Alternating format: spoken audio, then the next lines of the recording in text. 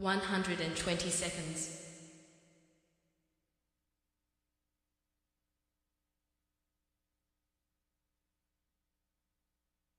110 seconds.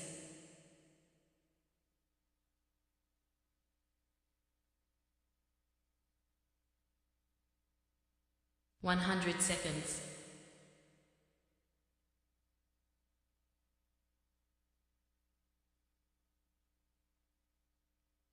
90 seconds.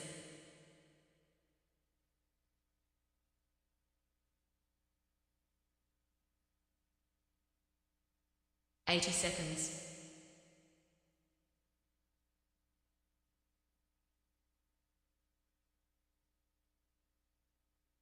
70 seconds.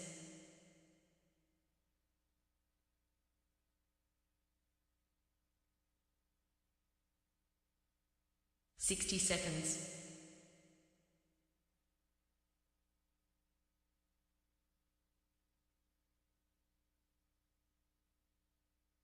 50 seconds.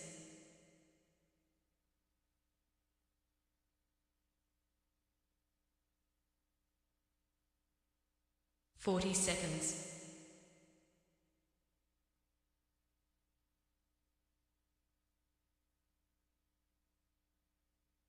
30 seconds.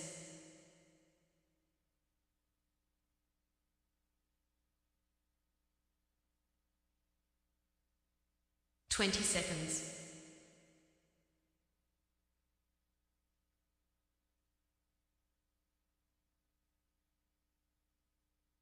10 seconds.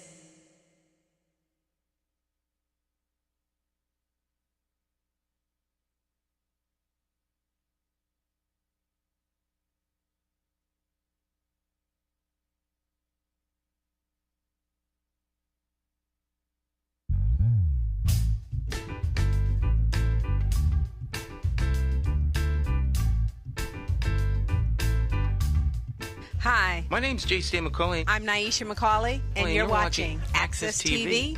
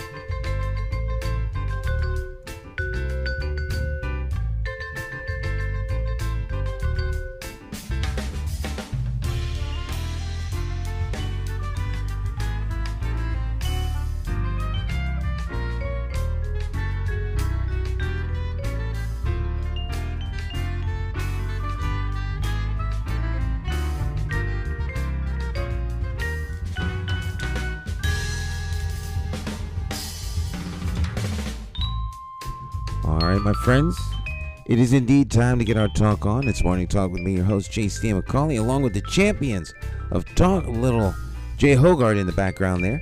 And in studio, 1A, none other than Cleo Duke-Wright.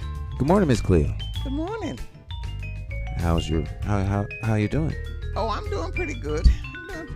Busy week. You know, coming to a close. Next week is even busier. So I should have enjoyed just a little bit of this week. But next week starts our Vacation Bible School. So now, Vacation Bible School for adults, for everybody, or for kids? For kids, it's really limited. I wish they had stretched the age group out a little bit more, but next year, they haven't done it in a lot of years, so they're just trying it out this year, so I'm hoping it works out. I remember Vacation Bible Study.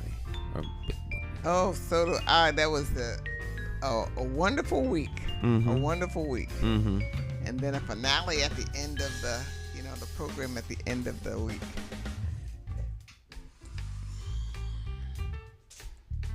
There we go. Oh, okay, that's better. The sun was blasting through I had the shade up because as you can see, my shade is broken.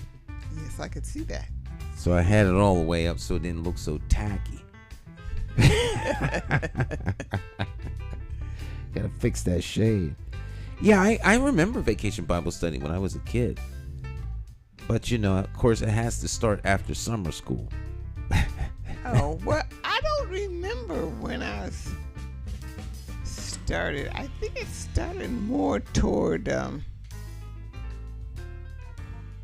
don't know, the beginning of the summer. I don't remember. For 1 week. And we did all kinds of things, and I guess they had a theme. That's where I learned memorizing a third grade John 3:16. And singing our songs, and it was wonderful. Mm-hmm. And the bus would come and pick us up Mm-hmm. out from the project, so it was nice. I remember a Summit Presbyterian Church. I can't remember the name of the street that it was on, but it was at the top of the hill. And, it wasn't at the top of the hill. It was on a hill off of Lincoln Drive in Philadelphia. And I want to say we walked there. But they had Bibles, and they had little pamphlets, little booklets, and I'm going to the Wayback Machine. I remember the Schaefers were prominent in the church, but I remember, I want to say Kathy Schaefer was the lady. I can't remember the guy, but my dad used to play the church had a softball team. Oh, uh-huh. And so there was a softball league, and he played softball. He was on a softball team. I have to talk to him about that. Carl. I think Carl and Kathy Schaefer. The Schaefers. I'm going way back to like when I was like 9 or 10-ish. Like 9-ish. 8 or 9. I remember the faces of all those adults who came every day and taught us the Bible, and it was just like a family, like the church that I have now. It reminds me so much of the church I was in when I was young. Looking up to the adults, respecting them. And, and there was always some kid who was out of control, some kid who didn't listen. But they would be angels today. They would be angels today. Oh yeah. Compared to what we see today, I mean, they would laugh out of turn, or they would, in church they would wiggle around and laugh, and the minister would give them a look, and they'd sit still for a while. But they were always the ones. But that's nothing compared to what we see today. Yeah. A lot of inability to resolve conflict. I think across the board. Ultimately, human beings have conflicts with one another. Right. So how do you resolve those conflicts? Don't shoot them. You do not shoot them. You do not shoot them. I was watching TV and these women were talking, and all of a sudden this woman came up and socked this other woman in the face. In the TV show or in real life? Well, I don't know. It was a reality show, so she really socked her, and I'm saying, oh my God, that's how she figured she'd get her way. But it's old who she is? By socking her. Wow. That's what we do now. We the first thing we think about is violence. Mm-hmm. Look at the weren't there 3 deaths? Were there 3 deaths in Hartford? There's been four since last week. 4. Since last weekend, early Sunday morning. Yeah. There was a murder on Sterling Street. 2 people were shot dead. Down on Brown Street, by Airport Road on Weathersfield at the gas station, 1 was shot dead. Another one was injured, non-life threatening wounds, but seriously, shot a couple times. And then there was a person killed this week, an East Hartford man. I want to say yesterday, Wednesday evening, Thursday morning, shot, ambushed. People were waiting for him. So that's four homicides in the city of Hartford in less than 7 days, in 1 week. And so that must bring the number of homicides up to probably like 23 or so. It's an ongoing problem that, in my opinion, is more of a public health issue than it is a crime issue. But, clearly taking someone's life is criminal. But the violence, the outbreak. When you say it's a public health issue, what does that involve? Well, I think you have to approach it like this is an outbreak. The violence is an outward manifestation of an inward problem. So if you drill right down, it's how people resolve conflict. Do you resolve the conflict? Do you transform the conflict, or do you neutralize the conflict? And in the neutralization of the conflict, how do you go about doing it? And people are neutralizing the conflict by eliminating it through forceful means. So you kill the one you have a conflict with. Then now the conflict's gone. But don't they know it's permanent? An argument, you get over an argument, get over things, but killing somebody, my God, it's over. Yeah, that is it. The heads and tail of that coin is it's over, the head side being tragic and the tail side being the desired objective. It is over. It's over. So for the person who commits the heinous act, they're good. They're good. Now the other group is tragically affected. So the impact on the individuals who family, the community, society is negative. Right. But for the individual who felt threatened, insulted, harmed, mistreated, belittled, talked about, whatever it is that is the trigger, for them, now life is good because the conflict has been resolved. Now, I don't think a lot of people look at it that way. So you have to transform the conflict. Conflict transformation. But when they catch him, if they ever catch him, his life's over too. I think that's in the abstract. And I think that's academic. It's like bean counters, in the corporate world. They I was going to use an example, but I decided not to as an analogy. But like bean counters in the corporate world, they're less concerned about how their decisions affect the staff, the workforce. They're just counting the beans. Now we need to reduce workforce by 3.5%. So we're going to have a layoff and, well, how's that going to affect those families? I don't know, but our profits will go up.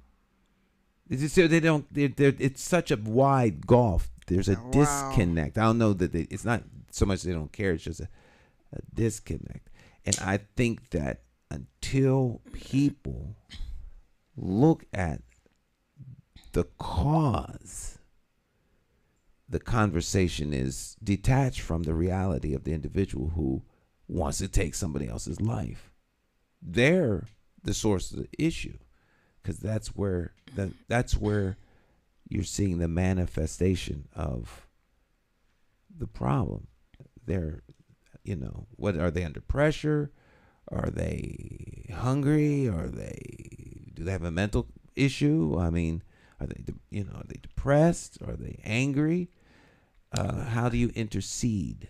So, how do you clean a mess up when everywhere you look, especially TV and movies and all of that, everything, even machines are shooting guns, cars that turn into people, everybody is killing everything and everybody. Conflict. Yeah, conflict would seemingly be the flavor of the day. Conflict. Black versus white, male versus female, big machine versus little machine. Klingons versus the Romulans.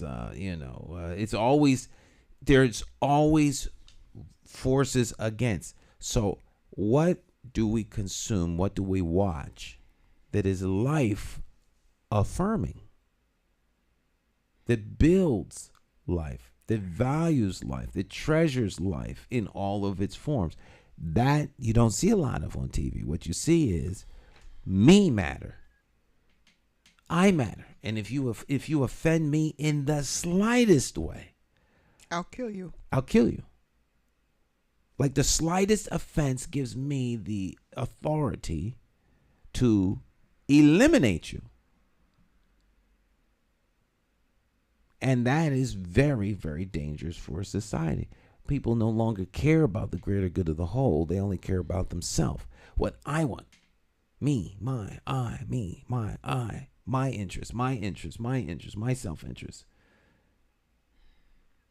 And that's reinforced over and over and over again. It's reinforced in movies. It's reinforced in cartoons. It's reinforced in music. Mm-hmm.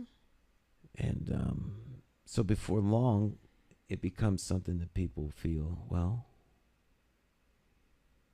I'm going to do what I want to do. Why should I be concerned about them? Oh, scary. Mm-hmm. Very scary for me anyway. So to me, that's we need to approach it as though it is a public health issue, because violence is a public health issue. If racism is a public health issue, then violence is a public health issue. Did you see that on television where the black man wanted to dock, and he wanted the white man to move over because he had to bring in his boat? Oh, the dock captain. The dock captain. Or the employee that clears they got a ferry coming in, and they wouldn't move their little dinghy. They would move their little dinghy, and the white man attacked him.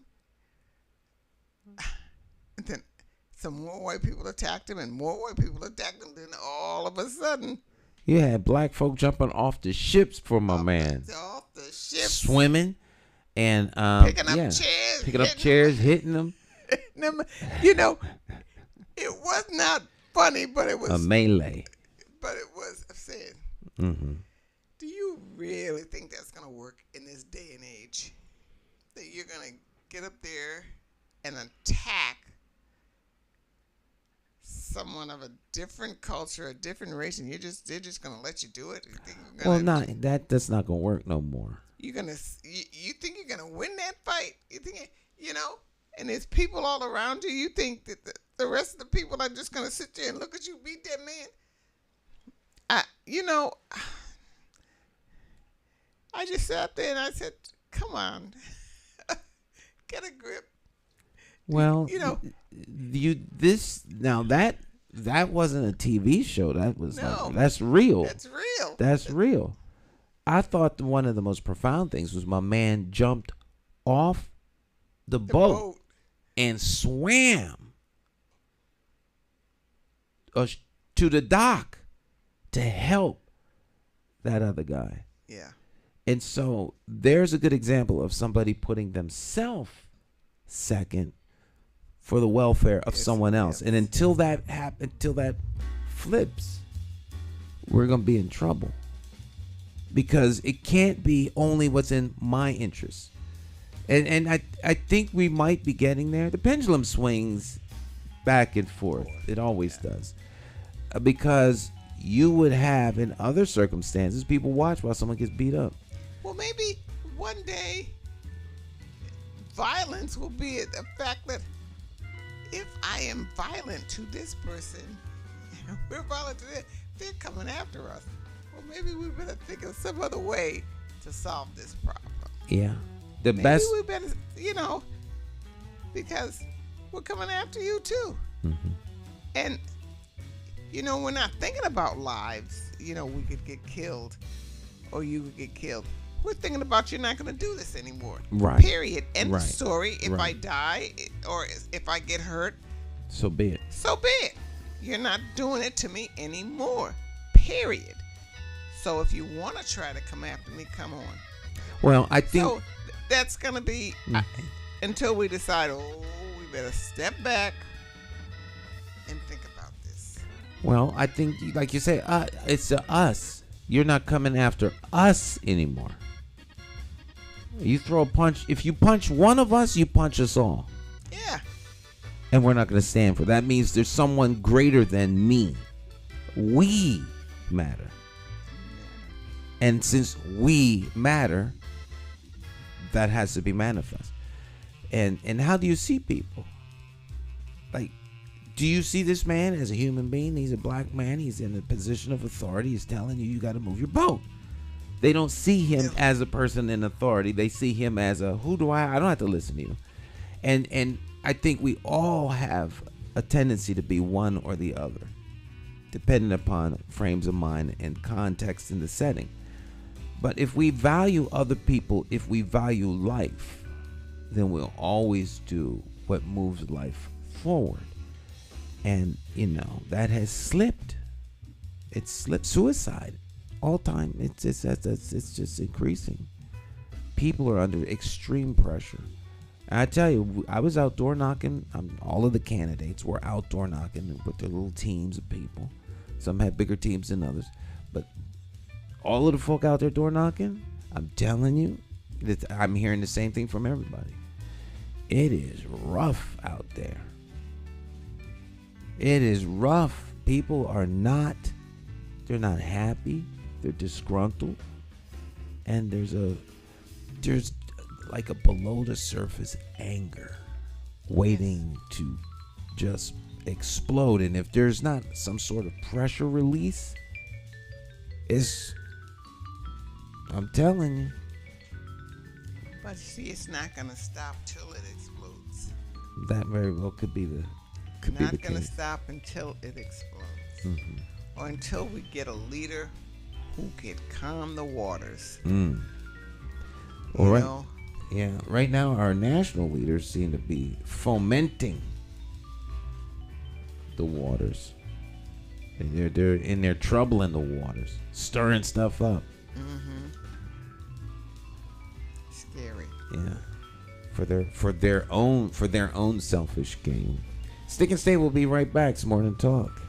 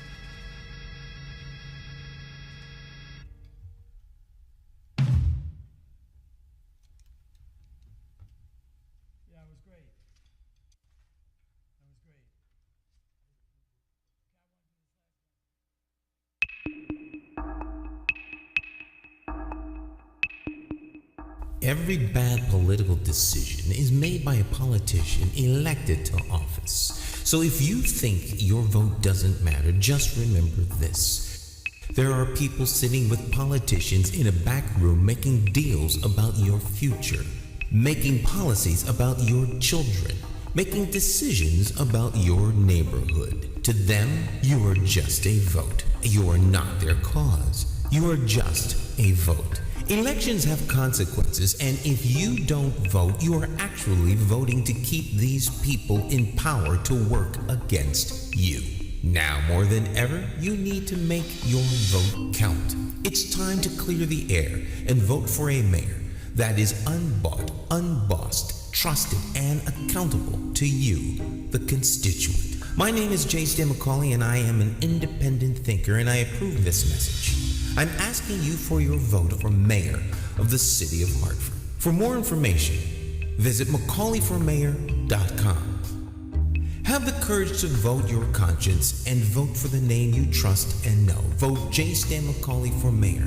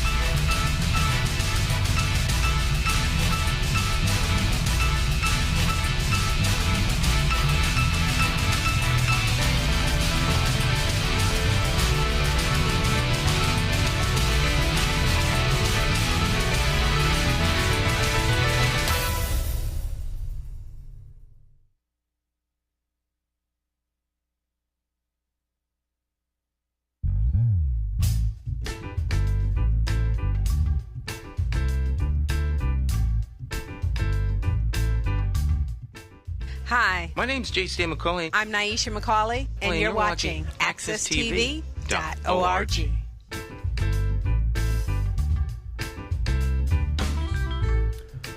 All right, welcome back. It's Morning Talk. I'm your host, J. Stan McCauley, along with the champions of talk. This morning's talk champion in the house, none other than, of course, Cleo Duke-Wright. So welcome back. Remember, folks, we're here 8 o'clock. Just remember 8 and tune in. Monday, Tuesday, Wednesday, Thursday, Monday, Tuesday, Wednesday, Thursday, Friday, Saturday, and Sunday. 7 days a week. It's Morning Talk. Morning Talk. And most of the times we're live. Sometimes we're not. We put a repeat on. Because, But if you tune in at 8 a.m. or p.m., you'll find us here on Morning Talk. Morning Talk.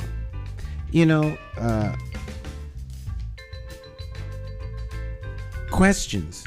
We were talking off the air about like who do you trust? Can you trust people? And you get older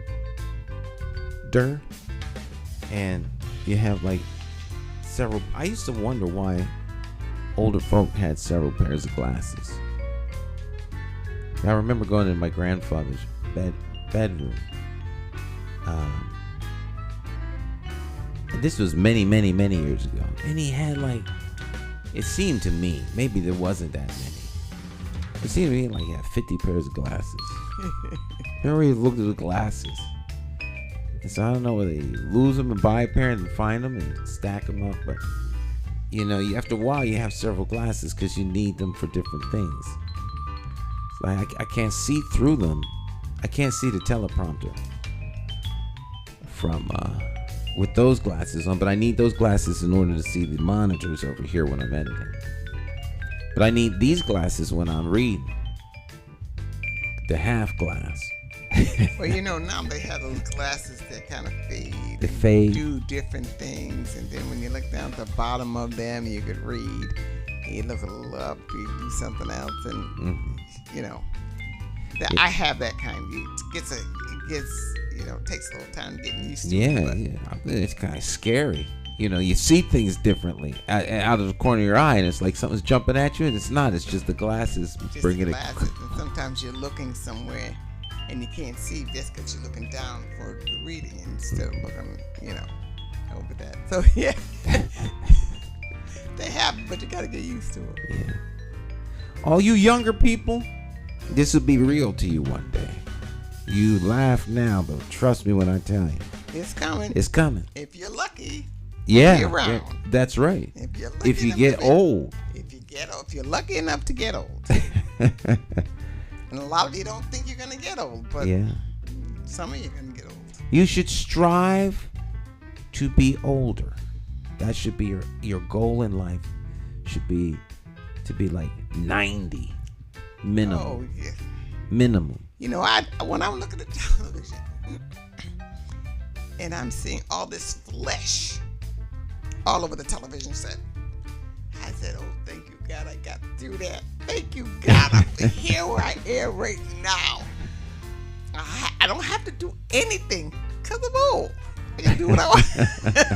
Because I can do what I want to do. I can get on the dance floor and dance any kind of way I want to, because who cares? You know? I don't have to perform like young people do. It looks like so much work. I said, oh, thank goodness. I don't think I ever did that much work, though, but it's in the flesh all over there.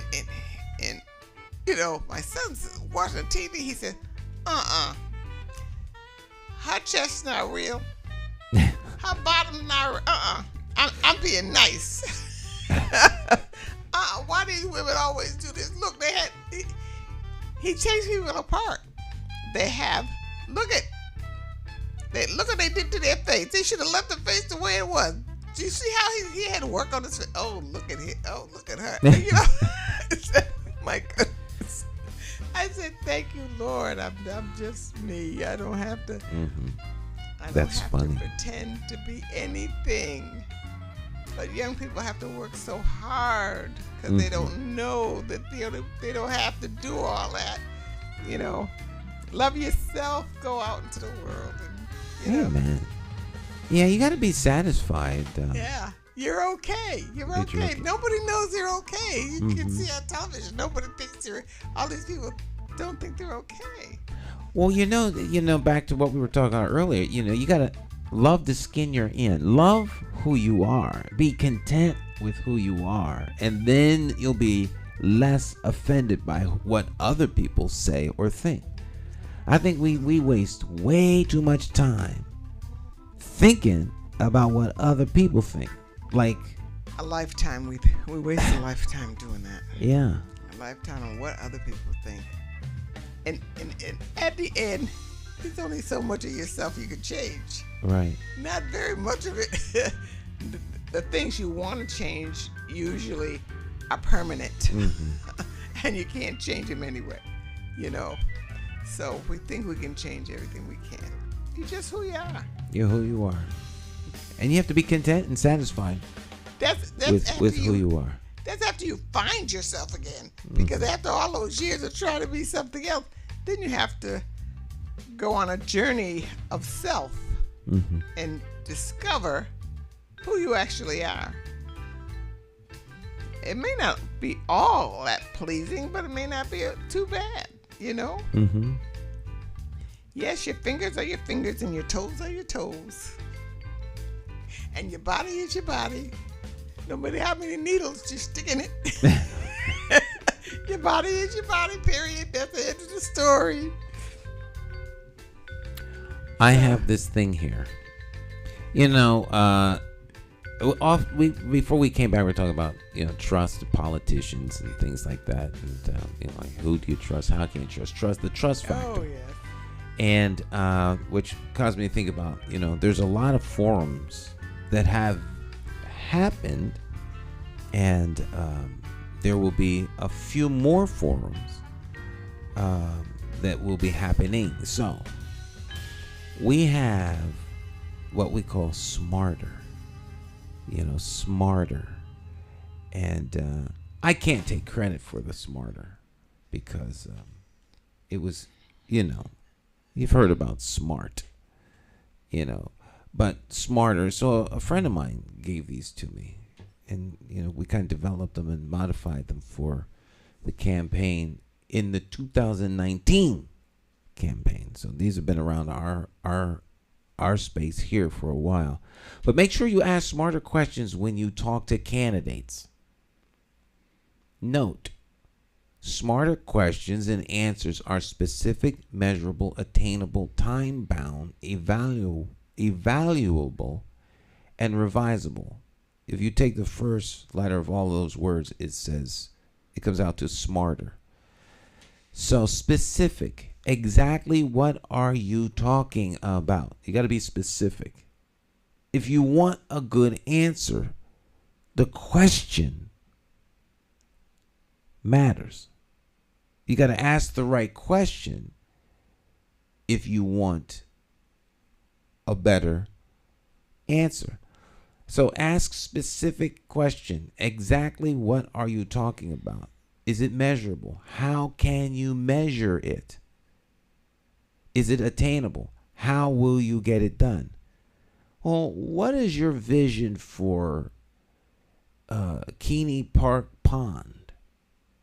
Well, I see a pond where we're going to have plenty of fish, and people could go there and fish, and, with cookout stuff. Well, how are you going to get it done? Well, you just go there and fish. Well, how fish gonna get in the pond? People say stuff, but you don't think about how are you gonna do this?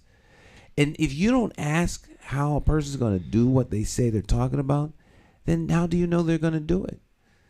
And then when it doesn't happen, you're a little bit miserable because they make promises and don't keep them. But the reason they make promises and don't keep them is because you're good with them just saying that. You should cut them off right at the pass to see if they could even keep the promise. And then is it relevant? Does it have anything to do with you? T, time bounded. When do you see it happening? And E, evaluable. How can you check to see if it is working? Can you evaluate it? We're going to fix the sewers backing up into your basement. Well, how do we know that you're going to do it? And then when you do the work, how can we look at the work and make sure that the work is actually being done? And can you change the plan? Can you make changes to the plan? If it isn't working, can you change that? Your average everyday person like myself would want it fixed, but on a lot of things it would never occur to me to ask those kinds of questions, because I would think maybe you knew, if you said you were going to do it, you knew it, and I trusted you to do it. But you'd have to be pretty organized in your thinking to formulate the questions that you've just asked. If I'm an upset person and I'm coming to you, like people used to come to the Alliance and say, this is happening to me and that is happening to me. So it was like all an emotion, and so we would get into it, and the person themselves would kind of not help. Mm-hmm. They would just go there to be fed, but they did not know how to help. They just knew they were miserable. Mm-hmm. So the people that I think it was our job, and I think that we did this quite a bit, taught them how to help themselves. Okay, this is what we need to do, so this is what you need to do. You need to do this. Mm-hmm. And so a lot of them would do it. And a lot of them would say, okay, when you turn those cards around, would not do them. The thing that they brought to us, they wouldn't fight for it. They wouldn't do anything. They were just like the candidate in a lot of, in a lot of respects, because when you showed them what they needed to do, they might not be able to formulate those questions like you did. But when you tell them what to do, they weren't passionate enough to follow through in that, and they sat down and they walked away. That's what happened when I heard oh gosh, what's his name? Wilbur Smith. Mm-hmm. I heard him on the radio one day, and he was so angry because he said, you can't just give me this stuff to solve your problems and you walk away and leave me, just leave him there. And he's fighting, and he's the one getting beat up, and you went home and didn't do anything. I mean, Wilbur fought for people who would not fight. Mm-hmm. And that's another thing that people just have to learn. If you don't fight for what you want, you're probably not going to get it. Or you may not get it. If you don't fight for it, you have to learn how to fight for this thing. And this is what I think you do. And as they start thinking about what you're saying, how to get it done, then their minds will click in eventually and also have ideas of how to get it. But at the beginning, I don't think they do.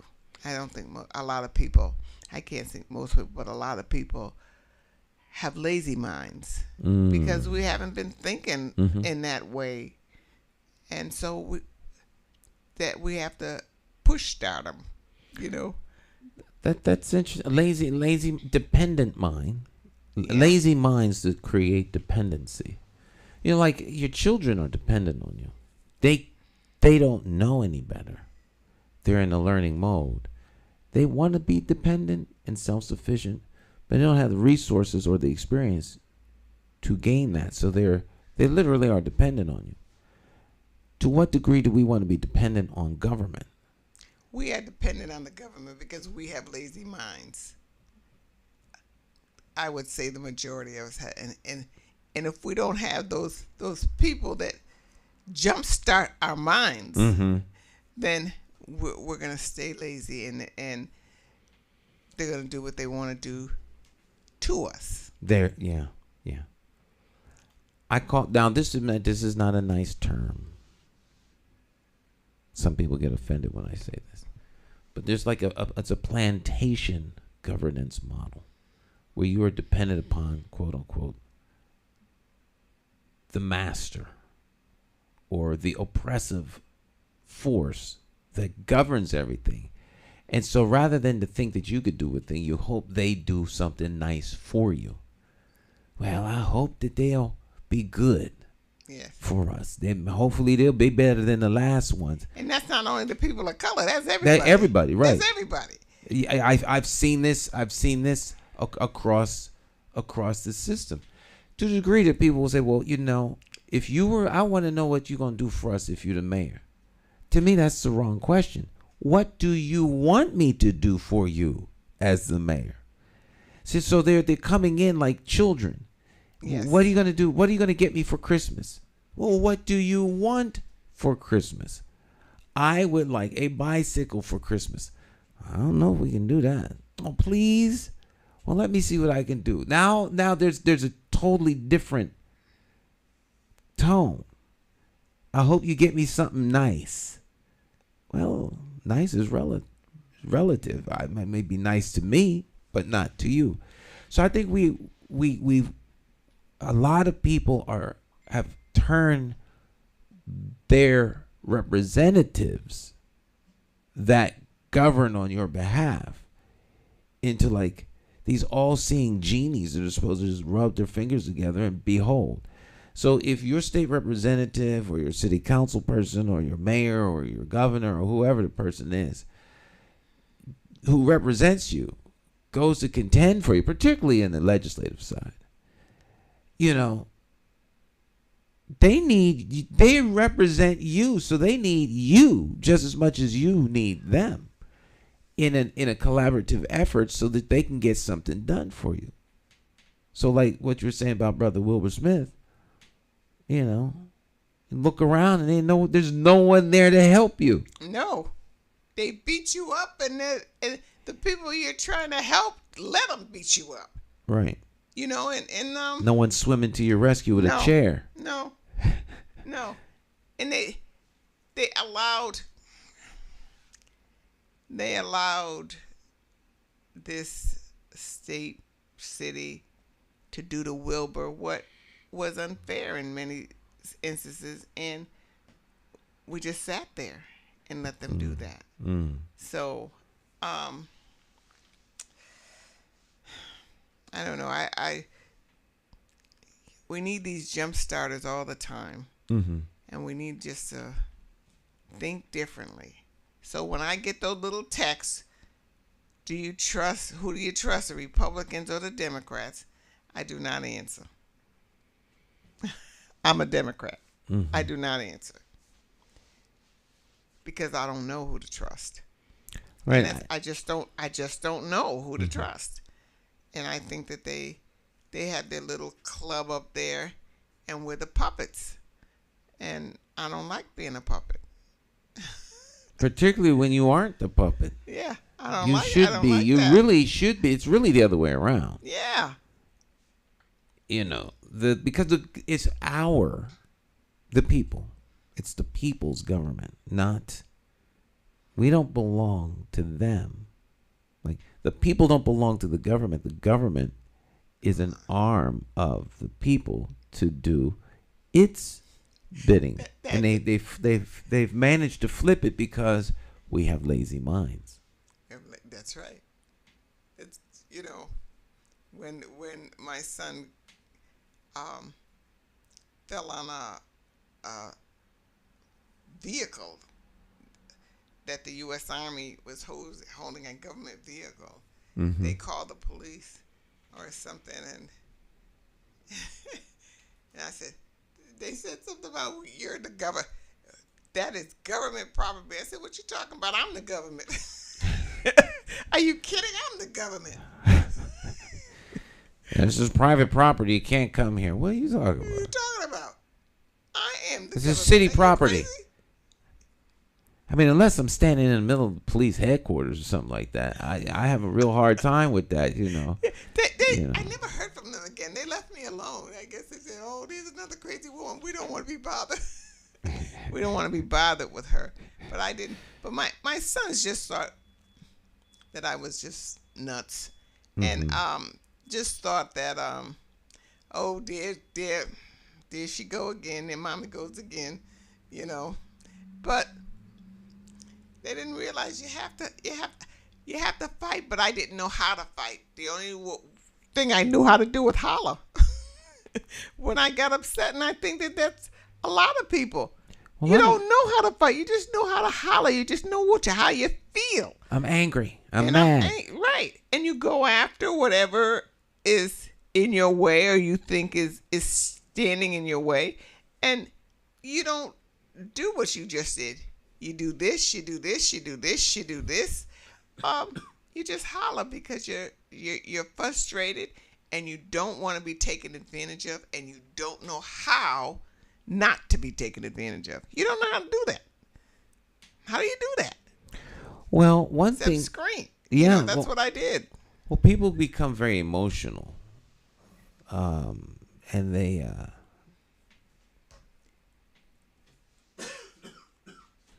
hit the cough button. They become emotional, and they respond out of their emotions, and they stop thinking. But what are they going to think? What are they going to think if you don't know? What are you going to think? All you know is, I want to do something, but I don't know what to do. Well, people have to be they have to learn to be a lot less that's right.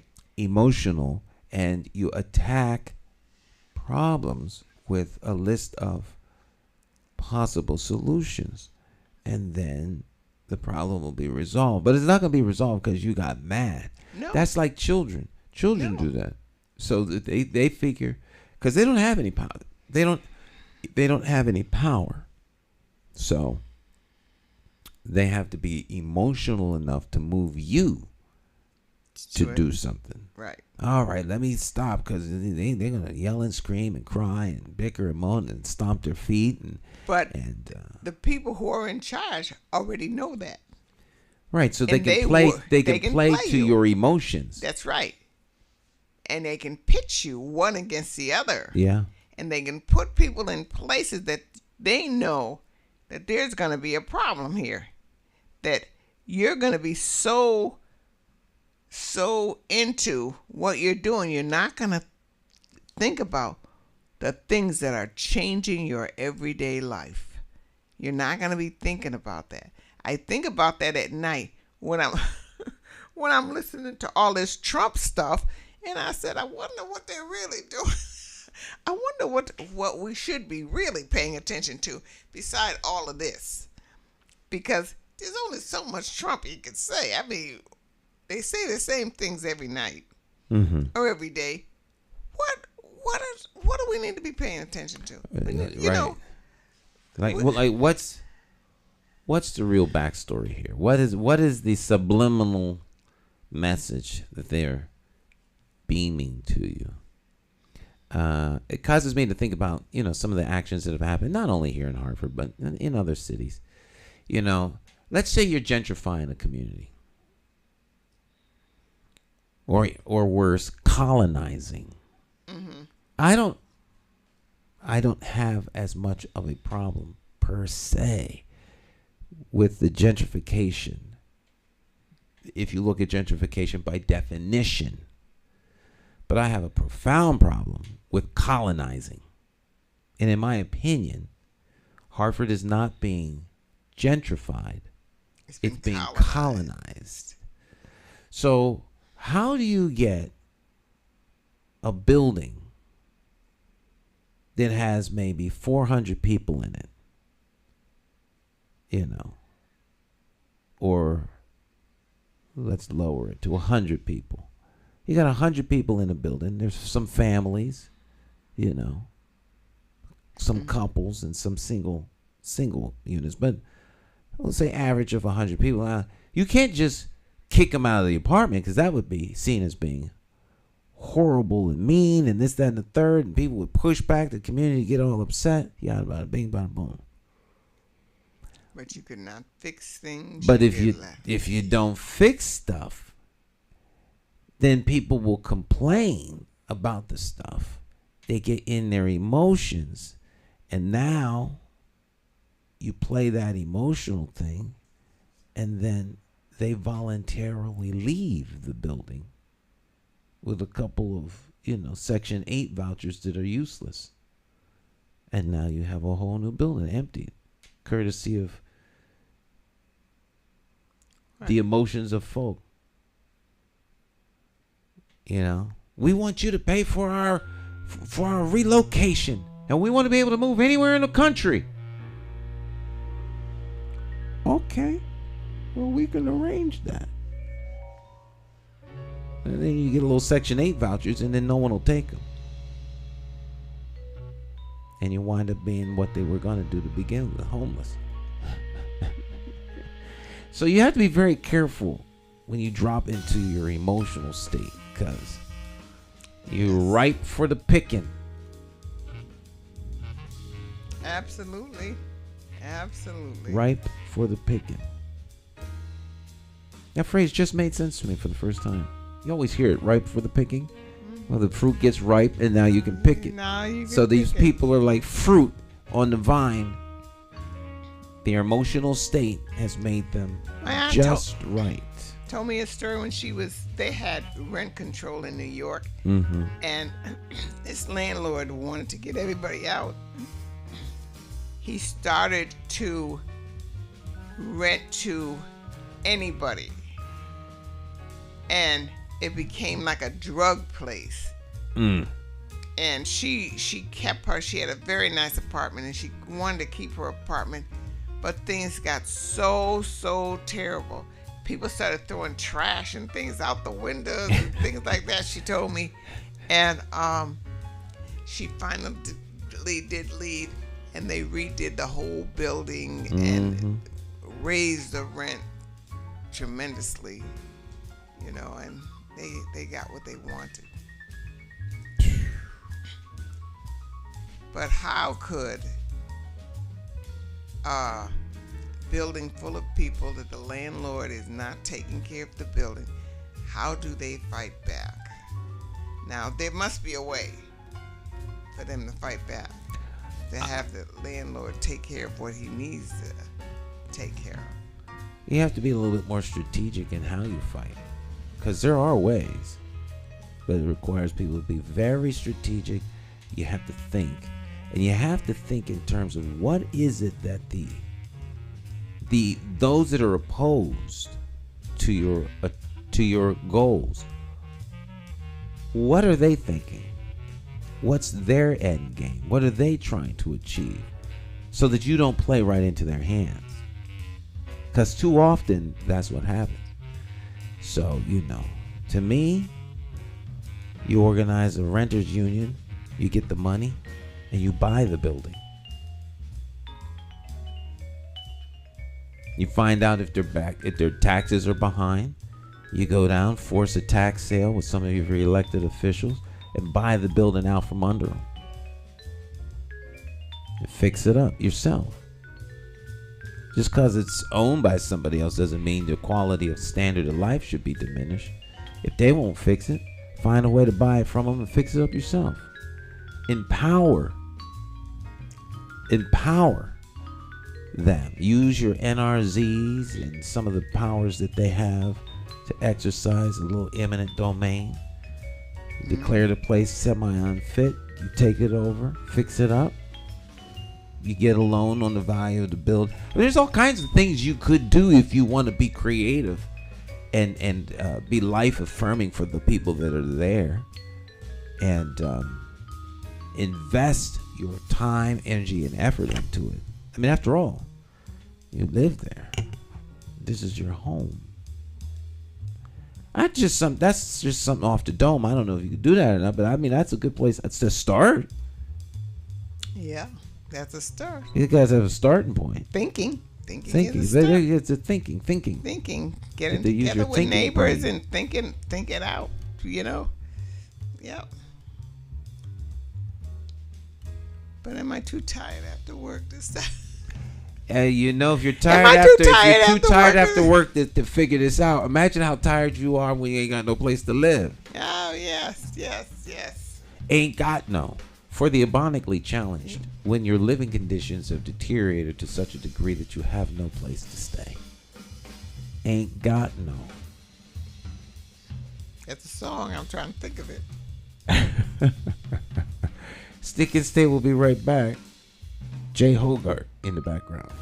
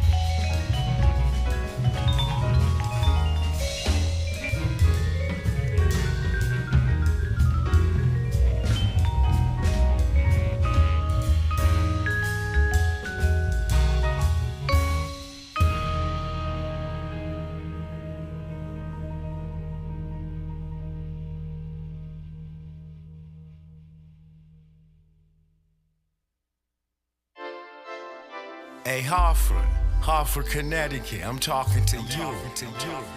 We gotta get out and vote. Vote for Stan McCauley. It's our time. We gotta rise up and take it back. Vote for Stan McCauley.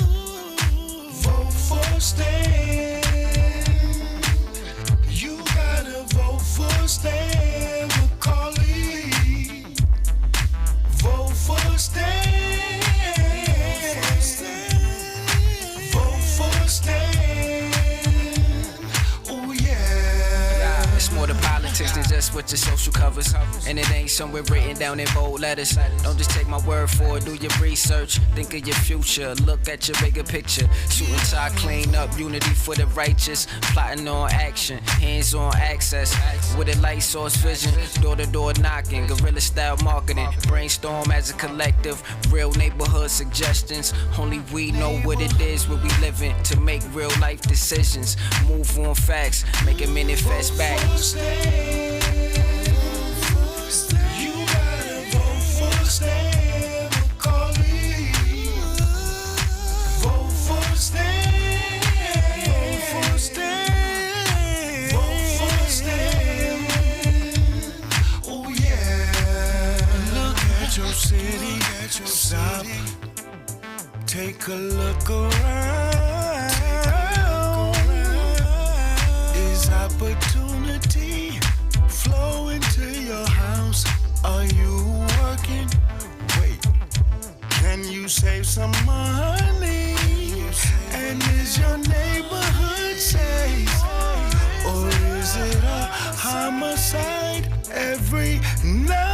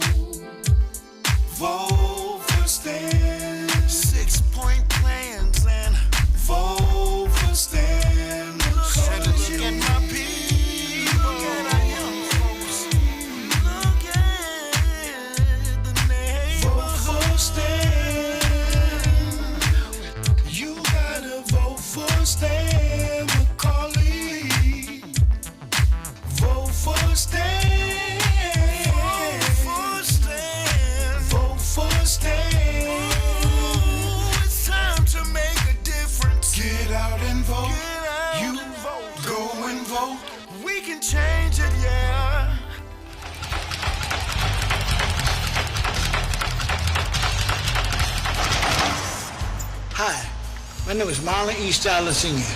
Many of you may know me as the two-time welterweight champion of the world. I'm here to tell you that Democrat J. Stan McCauley, as our next mayor, will fight for you until the last bell. Help me throw a knockout punch. Go out and vote for Stan the man. My name is J. Stan McCauley, and I approve this message.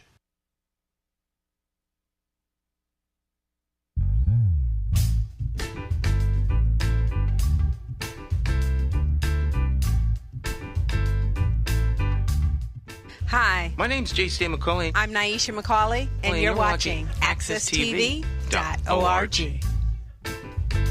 Oh yeah. So-and-so.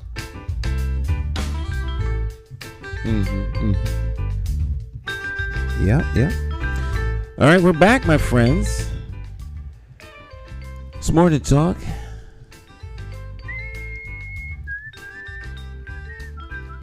What am I doing here? Let's see. Where's my? Oh, here it is.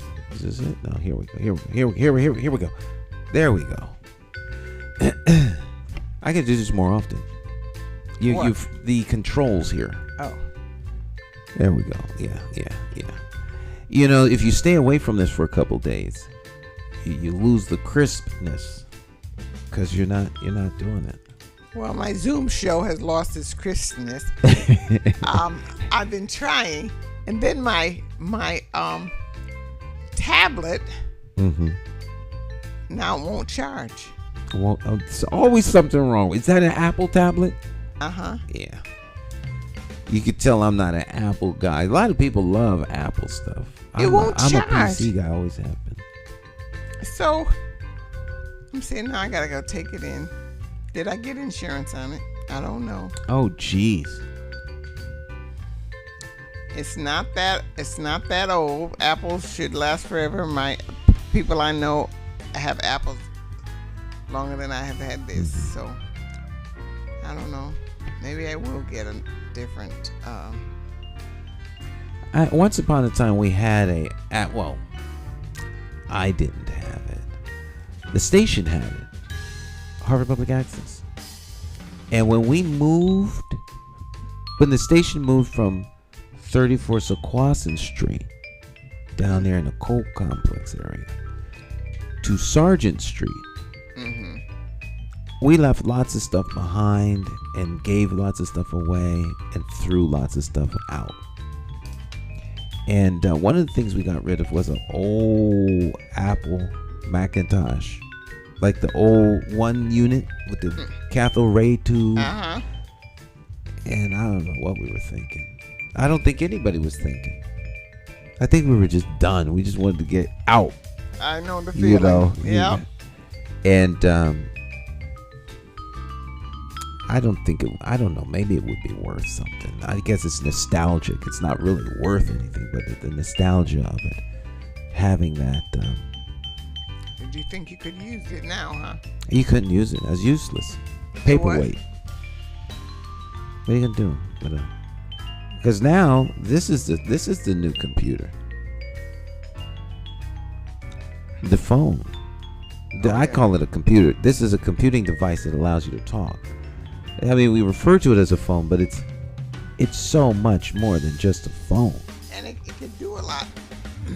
Last week I wasn't at the Alliance because my tablet wouldn't charge. So I didn't get on. But I could have got on. You could have got on with your phone. With my phone. So I thought of that later. I said, I could have just got on. Because I never get on with my phone. I always get on with my tablet. So I said, I should have just got on. Use the phone, yeah. Oh, yeah. Most of the people that attend the Alliance meetings are on their phone. Yeah, so I'm just gonna. They got the picture up and the earbuds in. It's like listening to the radio. You could just put your headphones on. Put the little earbuds in, and people are driving, talking on the phone. It's like a party line. So I will. I don't know what you talked about last week. I tried the week before to stay on as long as you guys. I stayed on a long, long time. Are you talking about the after party? The after party, but I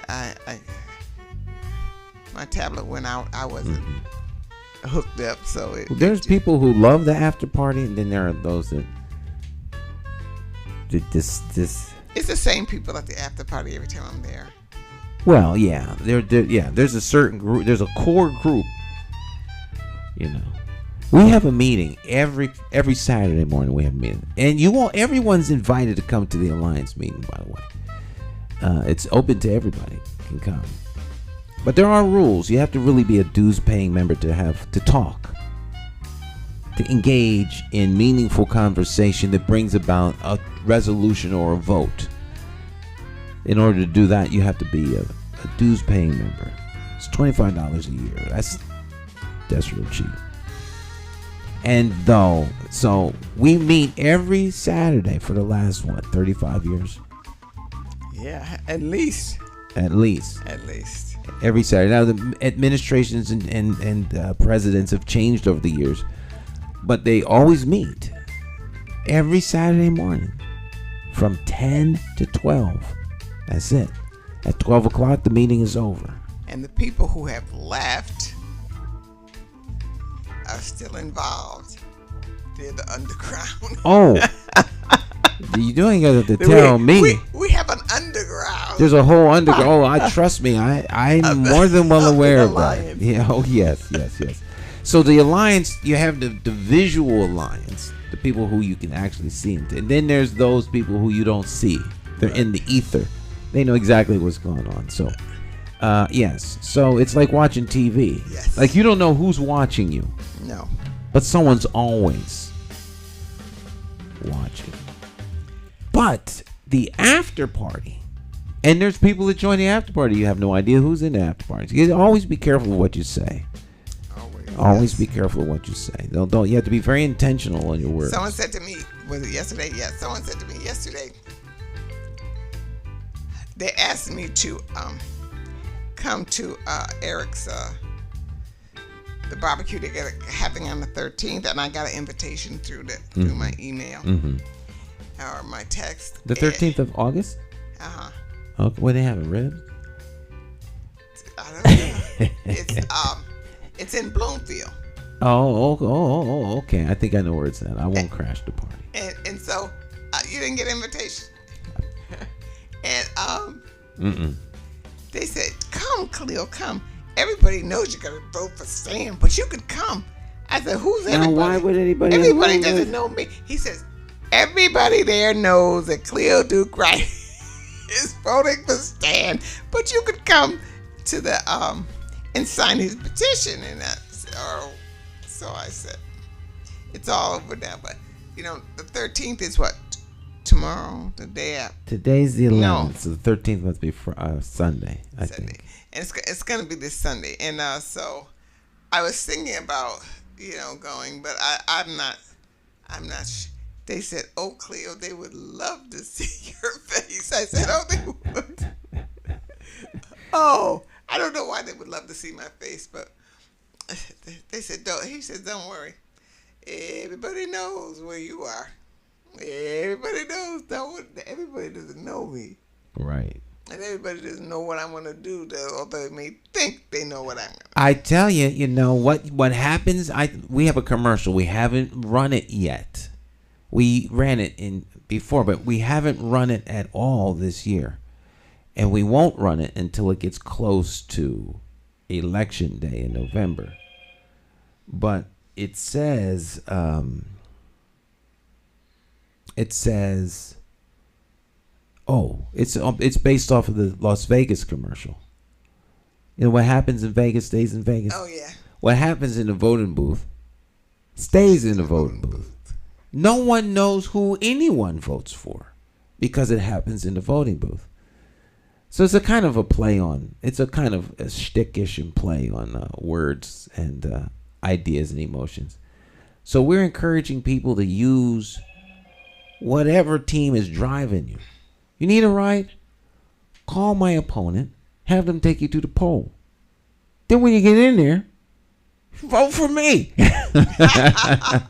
Because what happens in the voting booth stays in the voting booth. And if they want to buy you a bag of groceries on the way there and back, go ahead.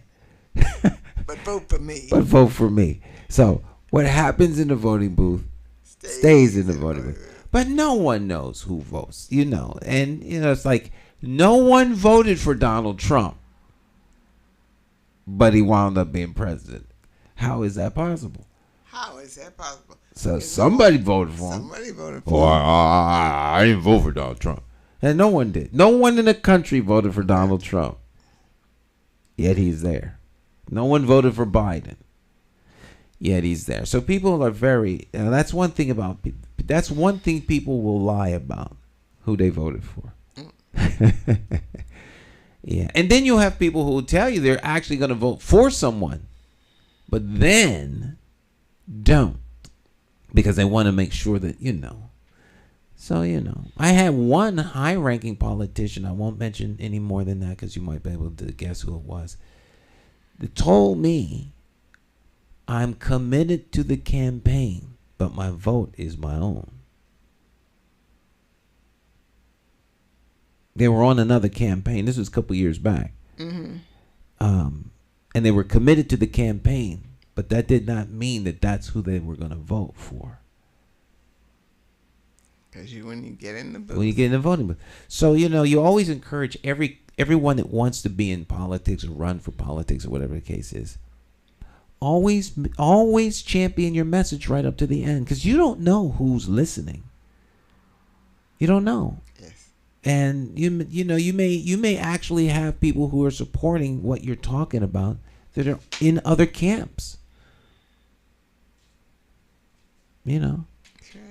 You never know.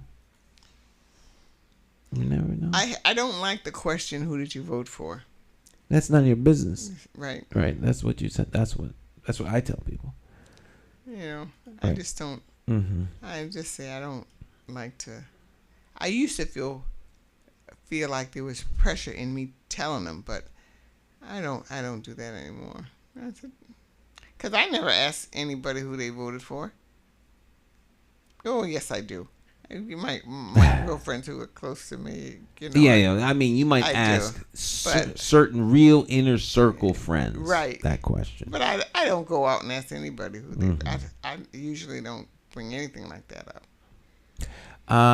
One of our viewers says people still signing petitions. I saw something in the. It's a question. I saw something in the paper. Thought the petitioning was over. Petitions are over. It's done. If they're still signing petitions, it's an exercise in futility. They must not have gotten the message that the petitions need to be turned in. That happened Wednesday, 4 o'clock. 4 p.m. Wednesday the 9th. All petitions had to be turned in. If you're running down the street at 4 o'clock, just stop. Just go home. Put them in the trash. Because it's too late. It is too late. It's too late. Yeah, 4 o'clock. You know that when you get the petitions, you know that it has to be in at 4. They give you all the paperwork, and then you sign the paperwork. It's not like you don't know. They make sure you know, so you can't say you didn't know. They make sure you know. Hey, pull your mic up. Yeah, they yeah, you can't Yeah. And they count the sheets right in front of you. And you know how many you turned in. They count them. You watch them count them. And then they tell you, and they sign this. You sign this sheet. Mm-hmm. Everything is signed. And you could take pictures and videotape. I mean, you do whatever, There's a lot of pressure on the registrar down there, boy. Yes, there is. A lot of pressure. I don't know why they want that job. Yeah, there's a person built for every job. Isn't that amazing? From rescuing a downed submarine to going to the moon to fighting fires to working in a mine to being nurses and doctors. I guess you're right.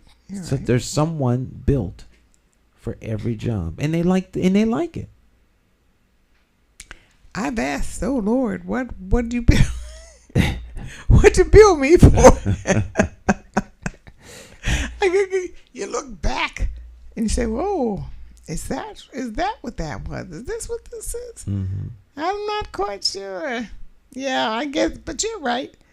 And some people you could just look at and say, he's this or she's that, and that's exactly who they are. Mm-hmm. My sister said when she was a kid,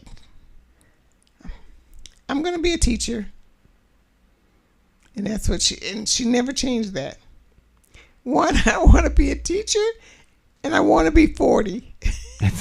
Those are the two things she wants. Yeah, so I said, we used to say, Agnes, why do you want to be 40? I just want to be 40 years old, and I'm going to be a teacher. And she was a teacher before she was a teacher. So she passed 40, and she was a teacher for 30-something years. So, and that's all she. And my brother, he wanted to have money. Oh, he likes money. Dad, oh my. I don't think it was. It was not spending money. It wasn't about spending money, and it wasn't about having a lot of stuff. It was about collecting money and seeing what money does and all of this. And I want to be, he said, I'm going to be a millionaire by the time I am 28 years old. There was a few things that he didn't include. One, he had all the makings to be a millionaire. He was smart. He studied hard. Mm-hmm. He went for the gusto. Mm-hmm. But he forgot he was black. Oh. He forgot that it's not going to work. The black fact. Yes. Not going to work exactly like it says in the book. Mm-hmm. Because you're black. See, he didn't get the right edition. If he'd have got the black copy of that book, then things would. So, I don't know how much. I'm sure he has something, but I never known him to have a million. I never known him to be a millionaire. But he had a little money sold to the way somewhere. But I cannot believe that he doesn't have anything. But believe me, I think that, and he loves to work with money. Mm-hmm. He just naturally works with money. He loves that. When he works for the bank and the stocks went down or all of that stuff, he going up in the office on a Sunday and work them numbers. So I have a nephew like that too. Loves to work the numbers. Yeah. And it's nothing about materialistic things. That's just what they do. They just really love numbers and counting money and. Well, someone needs to do that. Yeah. Someone has to be accountable, like accounting money and keeping track of it, where it is, who has it, how much. The young is man there. that we had as a guest. I just saw him yesterday. He just loves to work with money. He wrote the book. Oh, that's right. Yes. Yeah. And so I saw him yesterday. I was rolling Willie up the street because we had walked to the hospital, and he thought I was in distress, pushing Willie up the street. So he got out of. He drove around the corner, got out of his car, and ran back to me. That's so nice. To see if I was okay. But yeah, we were just okay. We were okay. It was a nice. That's nice. Ride. That's very nice. Well, speaking of authors, Clara Ruffin. She wrote another book. Yes. She seems to be a serial book writer. She always is writing something. Oh, I have some of her works from years ago. Years ago. So, what is she writing now? She has another book. I saw her the other day, and so she. I said, "Well, you got to come on and share your book with us. Come on by." So she's planning to stop by. I think she was going to stop by next week, but you're not going to be here. So I'll have her wait till the following week. Okay. Yeah. It'll be nice to see her. Yeah. Yeah. Well, she's actually going to Zoom in. Oh, she's going to Zoom in. Yeah. Did she do her camp this year? Yes. They did the camp this year. It was 6 weeks. I think it's only, I want to say it's $25 a week. Because they usually get a grant. Yeah. For. But they only charge, I think they charge the parents, I want to say it's $25 a week. I don't think it's $25 for the whole 6 weeks. But $25 a week is, that's like $5 a day. That's really, really, you can't even buy lunch for $5. That's right. Yeah. The McDonald's two fish is now $4.99. Oh, you might as well go to a restaurant. The two fish, there used to be two fish for $2. Now it's two fish for $4. A fish sandwich at McDonald's costs more than $4. Well, that's what I'm saying. It's the sale. I look forward to the sale. I eat McDonald's fish sandwich once a year. When it's the two fish $4. Oh, really? It's on sale now? Yeah, I saw it. I saw it.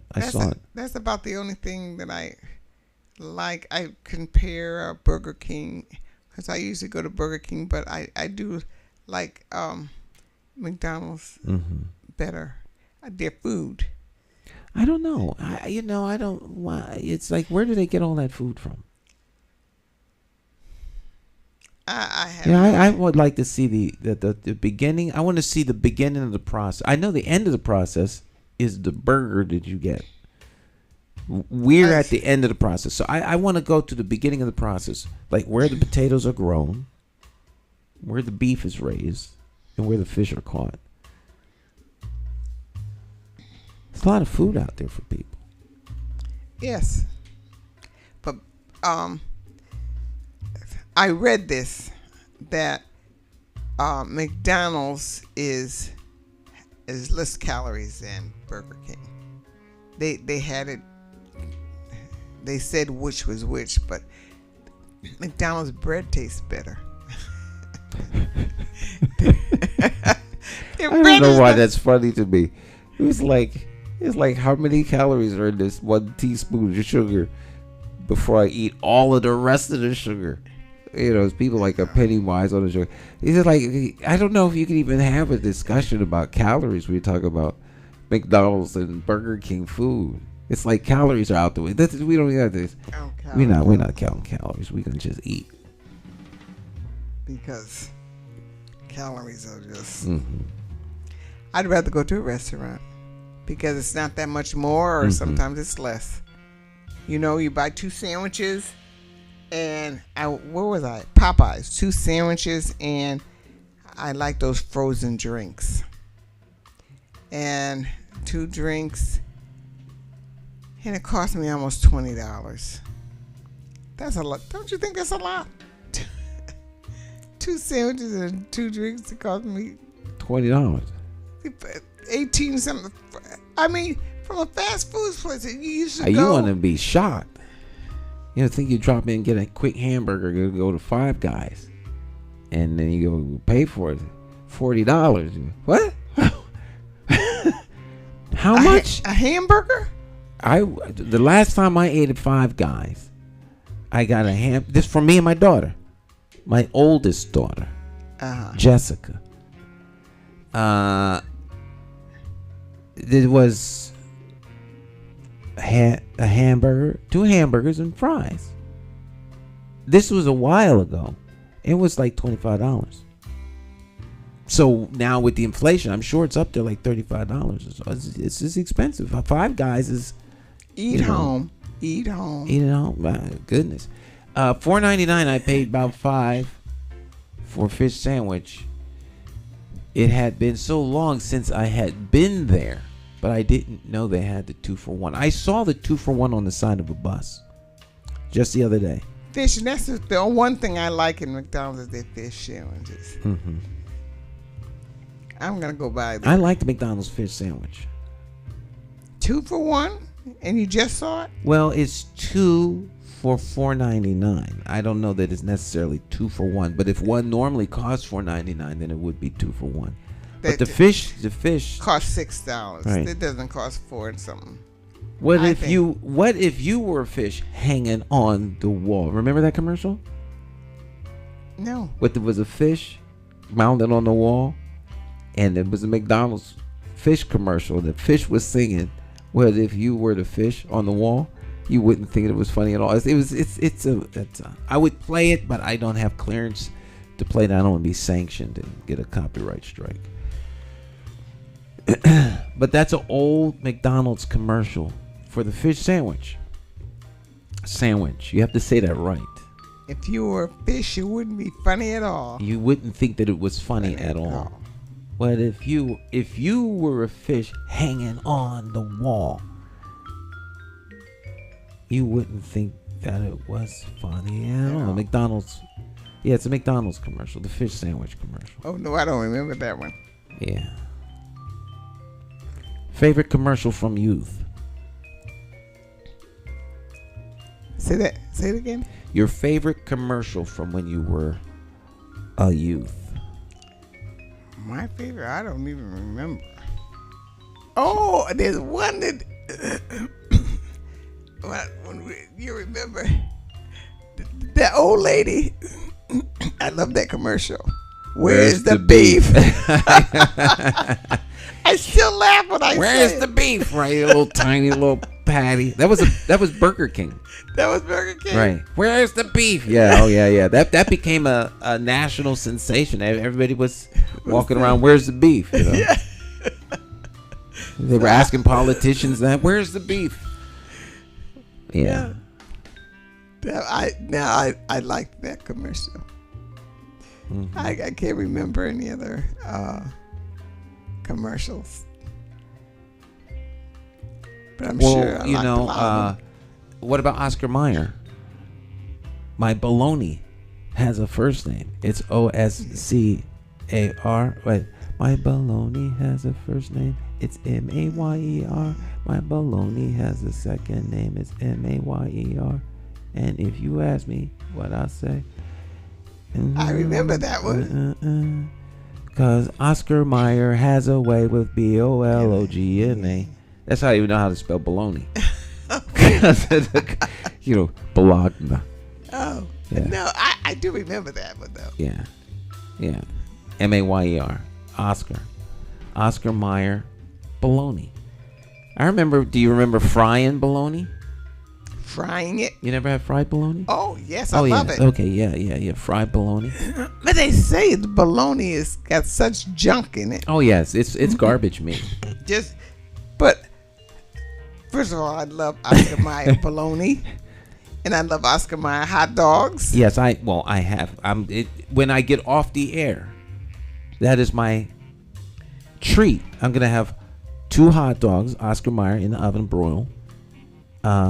The potato bread, Martin's potato roll, and some French fries. Junk. Doctor. Well, doctor doesn't need to know. Doctor. Oh, you know, I said I tried it. I tried to do it. My doctor said, eat vegetable soup 3 times a day, morning, afternoon, and evening. I did try that. Mm-hmm. I did try that. My son said, you realize who you are. Did he realize who he was talking to? He said he was talking to a black person. Is he crazy? Soup 3 times. And no potatoes in the soup. No potatoes in the soup. No potatoes in the soup. No. What did you just get you a nice cup of hot water? So I tried it for a couple of days, and that's when I started to, and then took my pills and all of that. Mm-hmm. I started to take it, and I got the worst upset stomach. It's not completely over yet. Wow. So and no salt. No salt. I want you to. You got that in your head? Could you imagine how that is? Food is to be enjoyed. Food is food. So I said, "Oh my God, this is horrible." Art for the tongue. But I can eat a lot of vegetables. I do eat a lot of vegetables. Mm-hmm. But I stir fry them.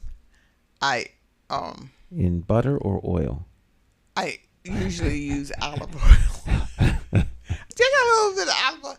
I saute vegetables. I'll eat those all day, but. Well, you know, doctor's our doctor. Doctor. So I asked him once, butter or margarine? If you want to die. That was his answer. That was his answer. You want to die, dude? It depends on what you want to die of. What do you mean? Well, margarine gives you cancer, but butter, will give you a heart attack. He says, if you ask me, I'd rather go with a heart attack than cancer. So eat butter. That was his answer. And so, I wonder what, I want to be the fly on the wall to see what he eats when he's home. Well, I saw him the other day coming out of the pizza place with 2 whole pieces. He seemed like he was embarrassed that I saw him. You know, it's like when you see the pastor at the bar. Pastor, is that you?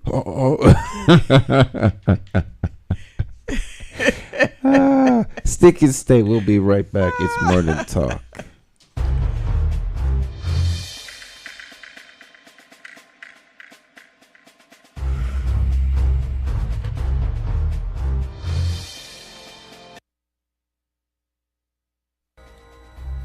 It's a single-party town. And it would make no difference if it was a 2-party town or if it was run by Republicans. All right? Anytime an organization runs a thing, the organization that manages stop. When a political party... there we go. Let's start this again because it stopped in the middle.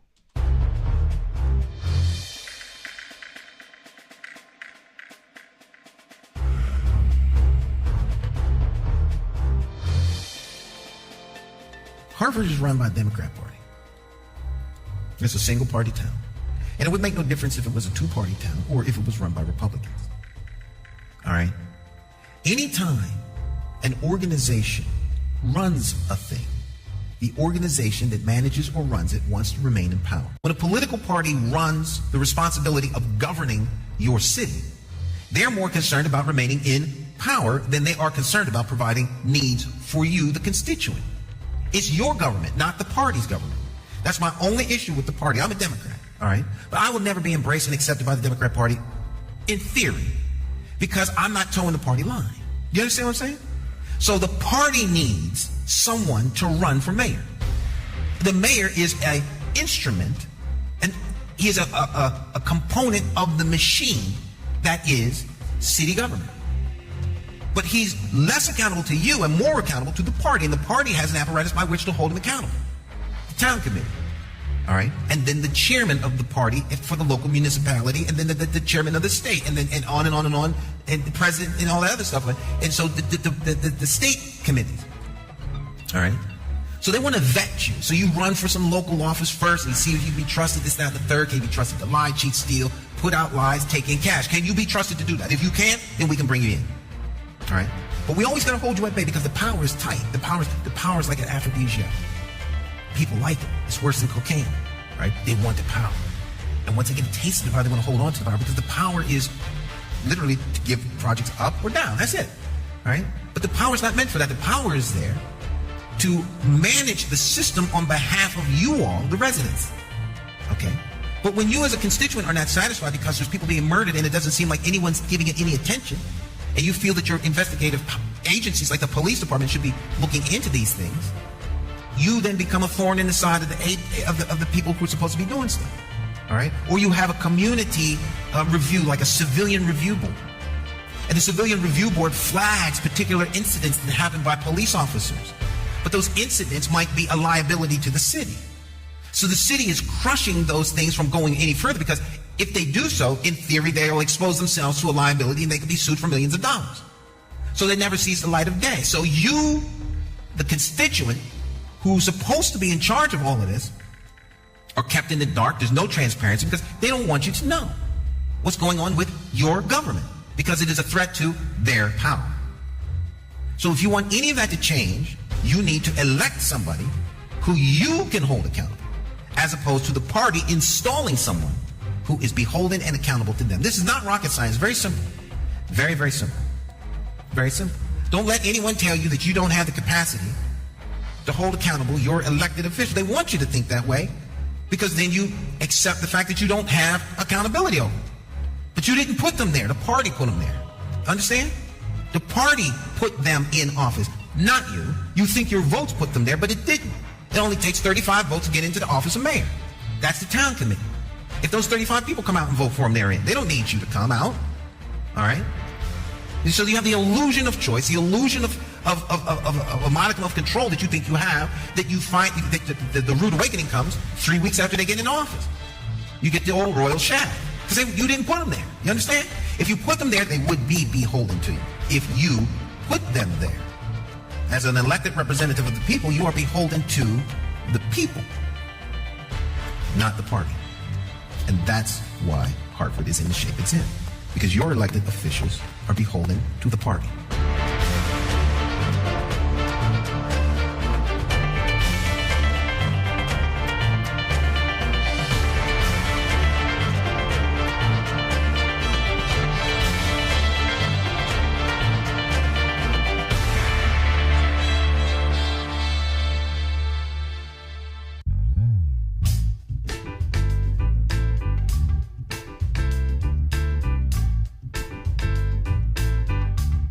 Hi, My name's J.C. McCauley. I'm Naisha McCauley, and you're watching AccessTV.org.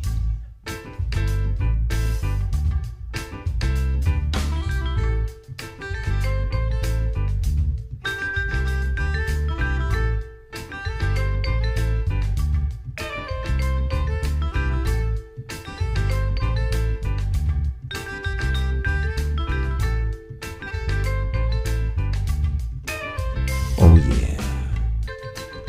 When people are driving crazy. Oh, yeah. We're back. So, my friends, yeah, people are driving all over the town. It's, I don't know. The city is,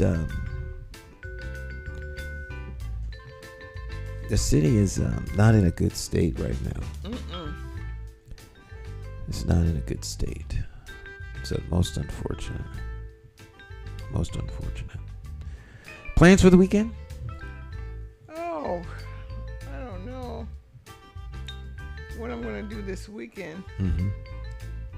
I would like to rest, but I think I'm not going to have that chance. I'm sure there's something. Oh, wait, what am I talking about? I'm sure there's something. The parade is tomorrow. I'm thinking to myself, where there's got to be some event I could go to. Really? The West Indian parade is tomorrow. We're in the parade. What am I talking about? We're in the parade. God, Linda asked me about the parade. Yeah. We're in the parade. I don't know if I probably won't get there. Oh yeah, we'll be in the parade. Yeah, that'll be fun. Sister Nunez says her refrigerator's empty. She's gonna go get herself a fish sandwich. And she said soup is not filling. That soup you're talking about is just water. You're right. It is not filling. It's like adding a tea bag to the water. And you suffer. You suffer when you eat like that. I don't think anyone should really eat like that. You do bouillon? You remember bouillon? You drop a cube chicken. Yeah. You drop the cube in there. Or Lipton. Is it Lipton instant soup? No. What is the soup that the powder? That's Lipton. Yeah, and the Spanish one, I got a big jar of powdered bouillon, and I use that. Powdered chicken. Yeah, it's chicken. Vegetable. I try to get vegetable powder, but I didn't see any. But it's still it's not filling, and I think it makes you feel sick.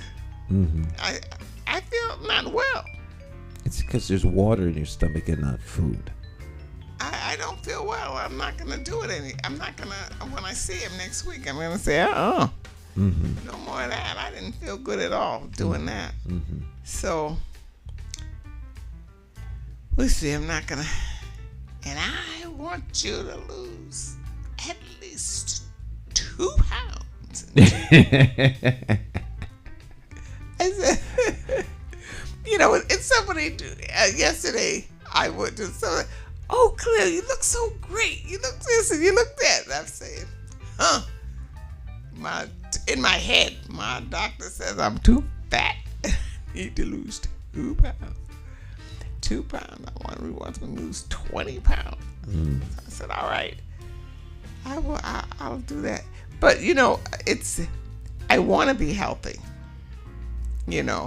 So I listen to the doctor. I want to be healthy, even though I kid. But I can't always do it his way.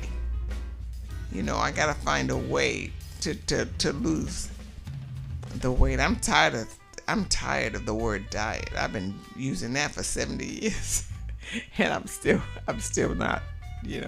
So But when I look in the mirror, I said, "All right, you look all right to me." I said, "You look all right to me. What the heck?" Well, you know, a lot as of long people as who you look a lot worse than me. If you look good to yourself, then that's really all that matters. That's right. Because you're the one that has to be satisfied. Right, and I look in the mirror and I look good. I say, "Oh, Willie, how I look?" You look okay. You look okay. That's what he always said. You know. So I don't mind the way I look. I had to get used to me accepting me for a long time. To accept me and not bodies like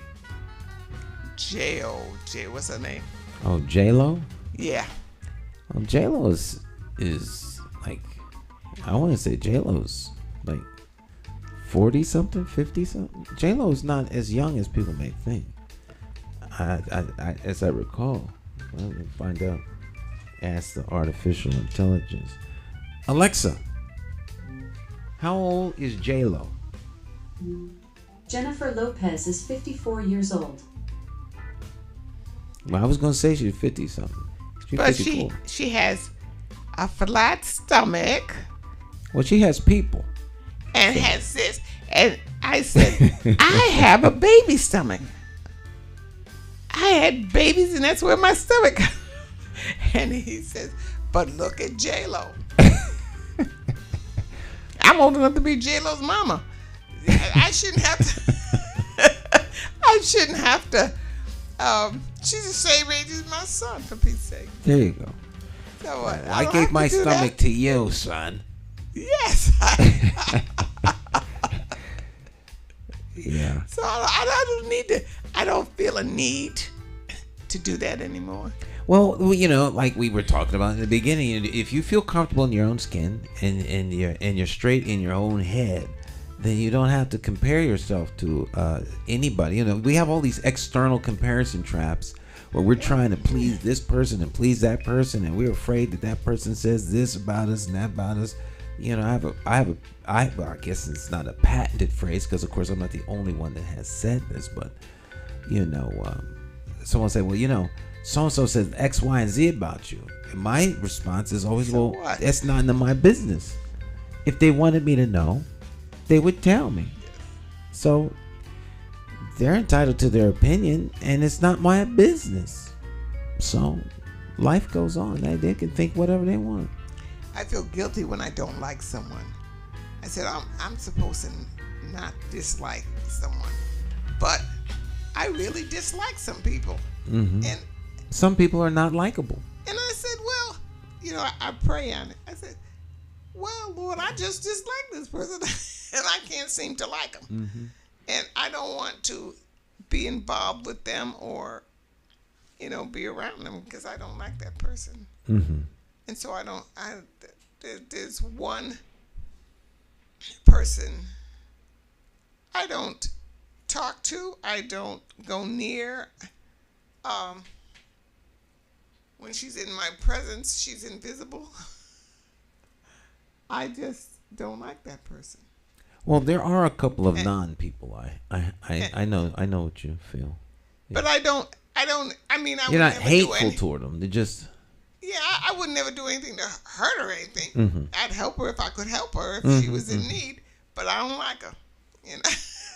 Right. I have. There are unlikable people. There's not necessarily people that I dislike. I can't think of anybody that I dislike. But there are people who in the Stan lexicon, in the Stan world, are non-people. They just don't exist. They are, you know, for me. Now, I'm sure they're relevant in all kinds of ways, but for me, they don't matter. What they think doesn't matter. What they say doesn't matter.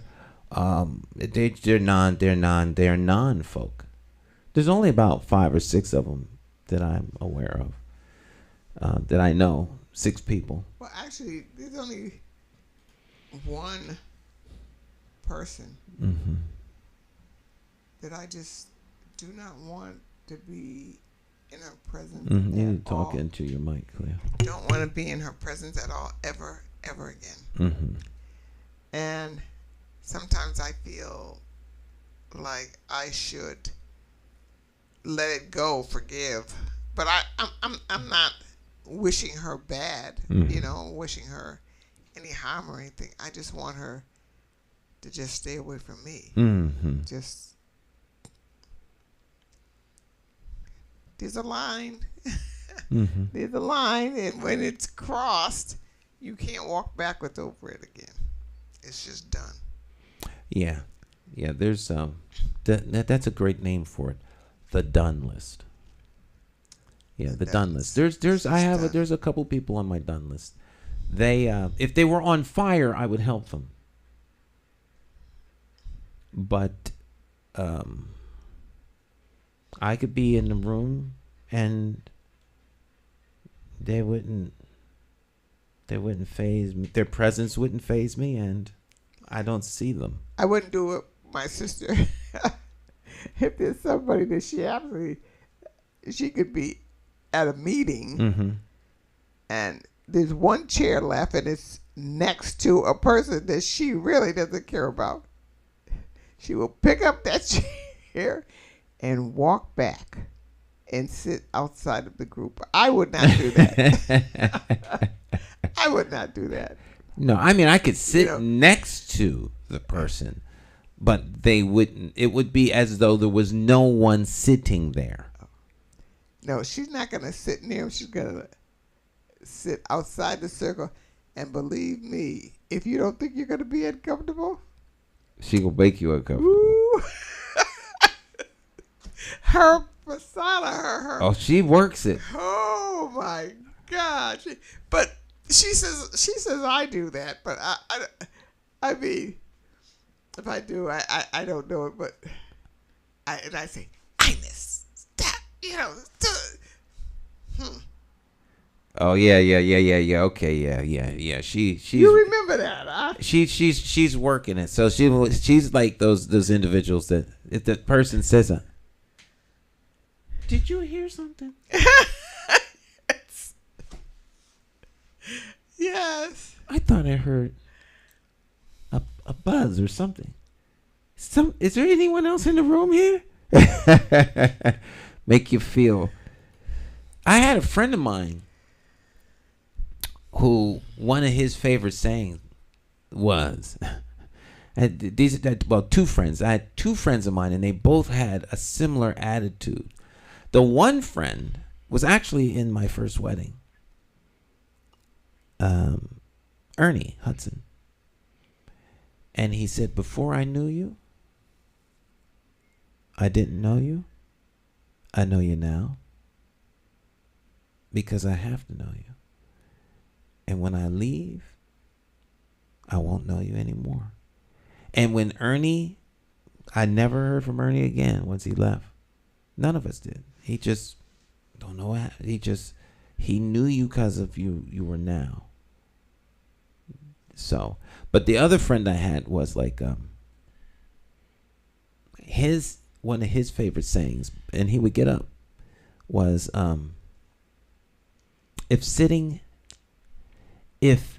sitting next to you means sitting with someone, then I would rather be alone. Get up and leave. He derived much joy out of doing that. He derived much joy out of doing that. Yeah. If being with someone means being with you, I would rather be alone. And he would get up and walk.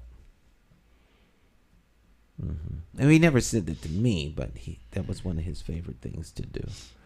Oh, see, I never. That's cold. I never say. That's cool. Just get up. You don't have to be all extra about it. I would get up. I wouldn't even. But I do have friends. I have a broad array of friends. Or as one of my friends says, an eclectic mix of friends. But I have friends who literally despise one another and will get up and walk. Like if I'm sitting down and a friend will sit down with me, like if you're out at a McDonald's or something like that, or just sitting down. I've had one friend. I'm sitting down. A friend is there with me, and I've had a friend come over because they see me, and they sit down, and this person gets up and leaves. I know he's not coming over here. I'm out. They sit down. Bye. I'll talk to you later, and leave. And both are good friends. And they'll both express, I don't know how you got that person a friend. And my answer is always, well, you're a friend. And of course, I don't let anyone pick my friends. I've lost. Well, you can't really lose a friend like that, but I've had friends supposedly no longer be friends because I am friends with someone else.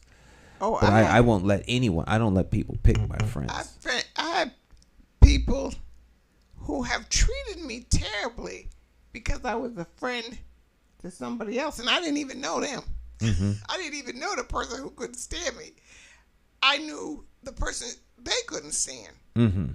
So if they couldn't stand them, they couldn't stand me, and I kept saying, "What's wrong with this lady? What's wrong with this person? I don't even know her." But she couldn't stand me. And then after that person got out of my life,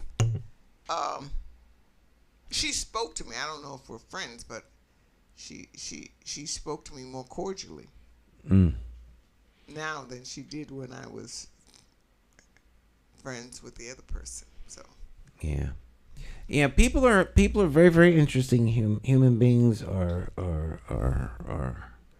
very interesting to say the least. Stick and stay. We'll be right back, and then we'll close this out. Don't go anywhere. How do you define evil? Is evil the pedophile school administrator or taxation without representation? Is it the gatekeeping community leaders who sell out the very people they were elected to fight for? Or is evil the politician that puts out lies and takes in cash? However you may classify evil, having to choose the lesser of two evils still leaves you with evil. Nowhere does this rule apply more than during an election for mayor. Choosing a candidate who is the lesser of two evils still leaves you with evil. No wonder so many people don't vote. It's time for the constituents to flip the script and vote for a mayor you can trust. My name is Jason McCauley. I am an independent thinker, and I approve this message. I'm asking you for your vote for mayor for the city of Hartford. I, like you, am an independent thinker. So let's sit down and talk about my path to victory and why my plan for Hartford will work. Stop listening to the uninformed evil interests that tell you I can't win. For more information, visit McCauleyformayor.com. Have the courage to vote your conscience. Vote for the name you trust and know. Vote McCauley for mayor.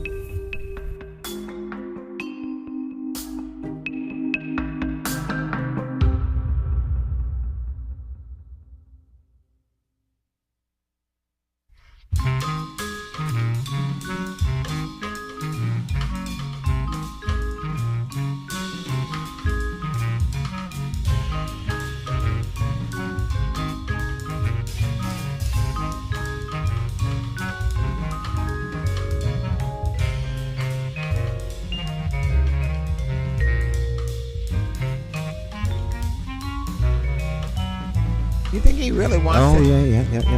We're live. So, welcome back. There we go. Okay. This is such a happy song. Yeah, so last night there was a healthcare forum or a Charter Oak Health Center, and it was pretty good. It was like 90 minutes.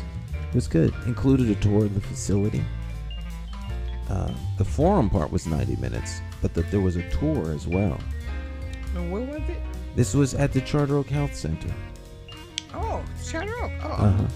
And it was good discussion. It was good discussion. Yeah. I thought the questions could be a little bit more pointed, but To me, the questions require one-on-one discussion with the person who really wanted to know. But it facilitated a good conversation, kind of open-ended. It was all right. It was nice. Well, if you want certain questions asked, you need to plant the people in the audience so they'll ask them. Mm-hmm. Right?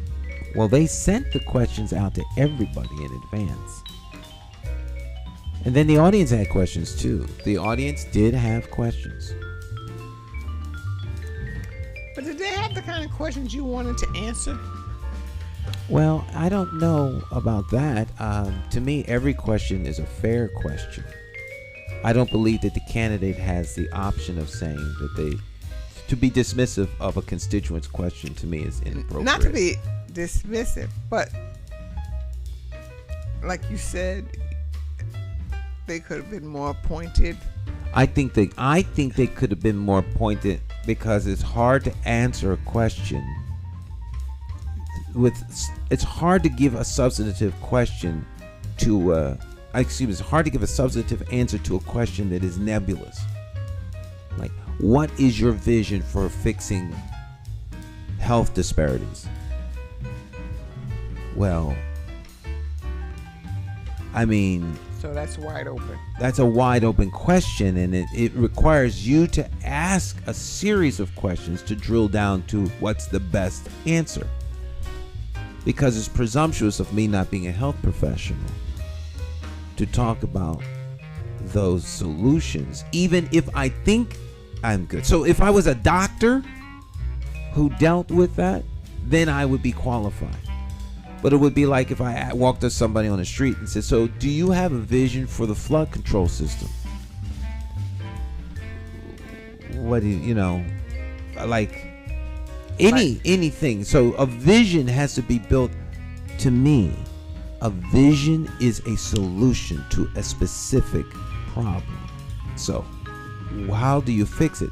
So what is the disparity specifically that you're talking about? See, I would have to ask those questions. What are the resources necessary or available to attack that? And what do I need to acquire if that's not present? And you can't ask those kinds of questions in the debate. I mean, you can, but it's, But if the person has asked you a question like that, can't you say just what you just said? Mm-hmm.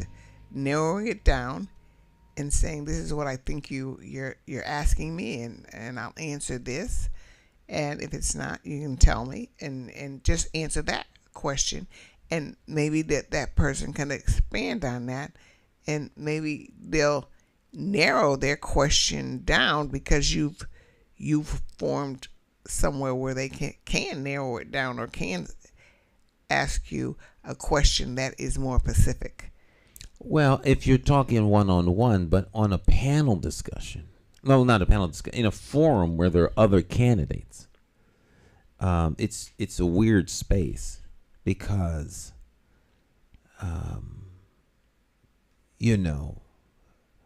your opponents are always looking to gain an advantage, because everyone wants to be seen in a good light. So if it was a one-on-one, I think, yeah. But in a room where everyone may have the same challenges interpreting the question that you're having, you give your opponent a marked advantage, because they don't now have to ask that question. You did. You see what I'm saying? So now they're going to answer off of the redefined or more specific questions that you've already formed. That cost you time and standing. A lot of this goes on in people's mind. Folk don't talk about it, or may not. The viewers may not understand. I wasn't thinking about the other. Well, you're right. Well, the candidate is thinking about the other candidates.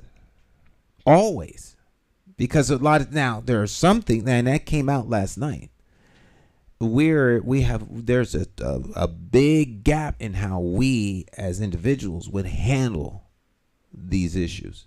This was probably the one forum where the candidates gave there was a marked difference in their answers, which I think is great, because now you have a variety of people to choose from. They're not all the same, so You on that panel? Yeah. There was 5 of us. The appointed and anointed wasn't there. I won't say his name because you never say your opponent's name you never let those words come out of your mouth. But the candidate that received the nominee, the endorsed candidate was not present. He wasn't there. He was missing. Nobody knows where he was. Well, how? But the other three that were trying to get onto they're petitioning their way onto the primary ballot were there, and then I was there along with Giselle Jacobs. Well, who were the other 3? Eric, LeBron, former state senator and former judge Eric Coleman was there. Current city councilman Nick LeBron, Senator John Fonfair. Oh, Fonfair, I forgot about him. Those are the 3 that are submitted signatures to petition their way onto the primary ballot. I believe Giselle Jacobs are petitioning candidates in the November election. And Giselle wasn't up there. She was there. Oh, she was there. Oh, yes. She was there. And that was just the 5 of us. It was a nice event. It was a nice event. As far as events go, I'd say that one was probably, in terms of presentation and the whole 9, it was probably the best one. Yeah. Followed by the Hartford Foundation for Public Giving. Was this an important? This one was important. Was it? It was one that you should not miss. You miss events. You miss forums and debates at your own peril, in my opinion. Anytime a constituent invites you to come and be part of a discussion, I believe that you owe them the dignity of your presence. If you have to be in 2 places at once, then you make that very clear. But you have to show up. That's in my did they say, opinion. During the debate, did they say that the Democratic nominee will not be here because of such and such and such? He wanted to be, but blah, blah, blah. No? They didn't mention it. I've heard them say that a particular candidate is running late, but they will join us. But I've not heard anyone thus far say why someone isn't there. To me, that's inappropriate. Well, I've heard that, senators can't be here because of such and such a business, blah, blah, blah. Oh, that's different. That's what I mean. An office holder not being there because of another commitment is understandable. But a candidate not being present at a debate or forum, to me, is unacceptable. And I've expressed that in the past as a constituent. Not when I was a candidate, but as a constituent, I've expressed that. To the chagrin of some and to the ire of others. That's just me. It's shameful. You applying for a job, you don't come to the interview? Someone got to walk me through that. I don't. Well, you Tiger Woods coming to, and you had an accident. We can understand why you didn't make it. But you somewhere else other than here. That means that something else is more important than us. That there's no other way to interpret that.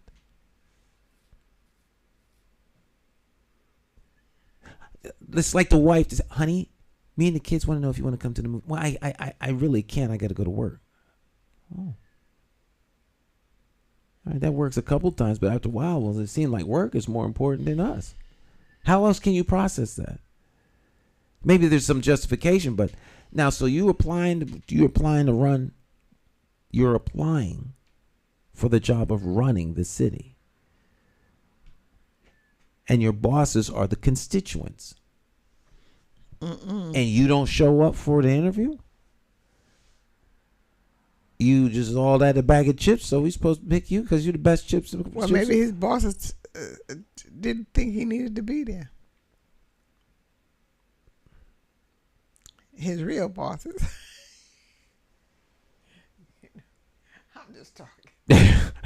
I'm just talking. I don't know what to say. Hey, I don't know. The only reason I'm not at a forum is because I wasn't invited. I can't bogart my way into the forum. Like, I will not be at many of the forums that are going to be limited to the members of the party for the primary. There will be forums that are only for the primary. So you're not invited. So there's the Hartford Voter Coalition is having forums, which I will not be at because I'm not allowed to participate. Eric's got to go ahead, be ahead in all those forums. Well, there's a tactical reason for not coming to the forum. Why? Because the forum give you an opportunity to fail as well as succeed. The time to do bad publicly is in a forum by not being able to answer the question or fumbling or saying the wrong thing or being just wrong, and now you look bad. So how you can most times people come away looking better, but the opportunity to look bad is ever present. So if you don't have to go to a forum, it's nothing lost. You're just not there. But the constituents could be upset that you're not there. So I say in advance, I may not be at a forum because you weren't invited. I'm not invited. So other than that, I will be at any forum that anyone invites me to because I'm applying to work for you.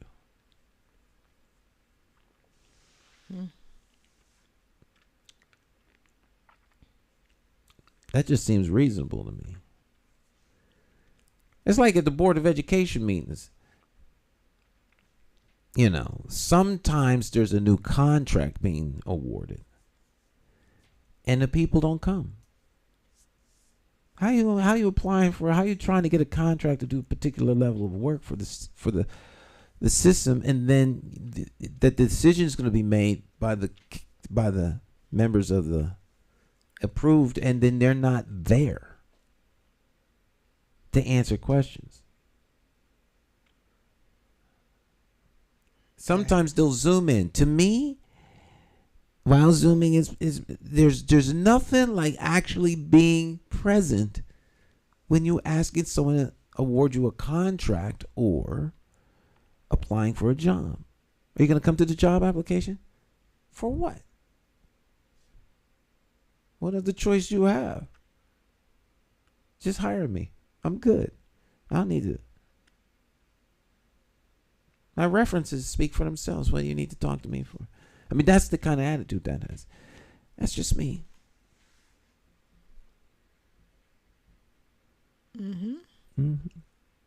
I hope I'm not coming across as arrogant and or nothing, but it just seems to me, because I look at it as through the lens of being a constituent. I'm offended as a constituent when the candidate doesn't show up. Unless it's an emergency. And so, well, it might have been an emergency last night. It wasn't an emergency. He was at the airport meeting. The airport meeting? He showed up at the airport meeting for Brainerd Airport closure. But he didn't stay. He was only there for a half hour. He was there for the glad hand and the meet and greet, the glad hand. And then when the airport meeting started, he left. Now, I've been to several of the airport meetings. I really wanted to be at the airport meeting last night because I'm a big fan of keeping the airport open, no ambiguity. And what is this candidate? He wants to close it. He doesn't know yet. He's waiting for the report to come out. Oh, so he's playing it really safe. Right. Be seen there, but make no decision. Strategic ambiguity. I think that's what the Biden administration's calling it. I'm serious. Strategic ambiguity. He has an opinion. Who has an opinion? Who's that? He's just not telling you, right? Yeah. He's being very strategic, right? Of course, he has an opinion. Right. I believe the airport should be used as an airport and it should remain open, and resources should be directed to make it a viable, thriving, robust operation that will just become a model for fixed base operations of its size. That's what I would do, but or champion. The current administration is championing closing the airport. They want to close it. Short-sighted. So that's a good question to ask during a debate. Well, that question was asked at the debate that Blue Hills Civic Association sponsored. Did all candidates answer? I was not a candidate at that time. I actually covered the meeting. And did most of the candidates for the open or for the close? That there was a mix. At some it was early on. There were a couple of candidates didn't realize that we had an airport and what it did. There were some who wanted it open, and then there was others who rejected the premise of the question. Who rejected the premise of the question? Rejected the premise of the question. All right. Unload that for me. They just reject the whole question altogether. I reject the premise of the question. And that's what you could say? He said that. I rejected the premise. I reject the premise of your question. That's what he said to the moderator, who was attorney Cynthia Jennings. So then they just went on to the next person? At that point, what else can you do?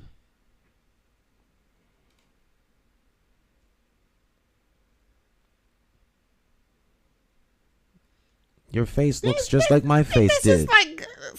That's like seeing it on the fifth. Right. I was flabbergasted. I was stunned. I mean, that's, to me, that's telling a constituent, take a hike. Every question is worthy of due consideration. You walk through the question, maybe you get some more information about the nature of the question, but you don't reject the premise of the question. That's dismissive. Can I say who did that? Who did the, yeah. Who reject the premise of the question? Who said that? Who? That was candidate Arunan. Arulumbalum. It's on tape. You could go watch. You can watch it. It's on our network. No, and nobody objected to that answer. What? The only way to object is as a constituent. Don't vote for him. I mean, other than that, what can you do? You can't make him, and you can't make any candidate answer the question.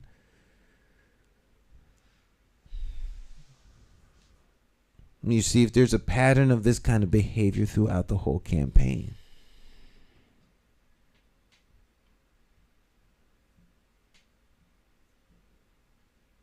Okay.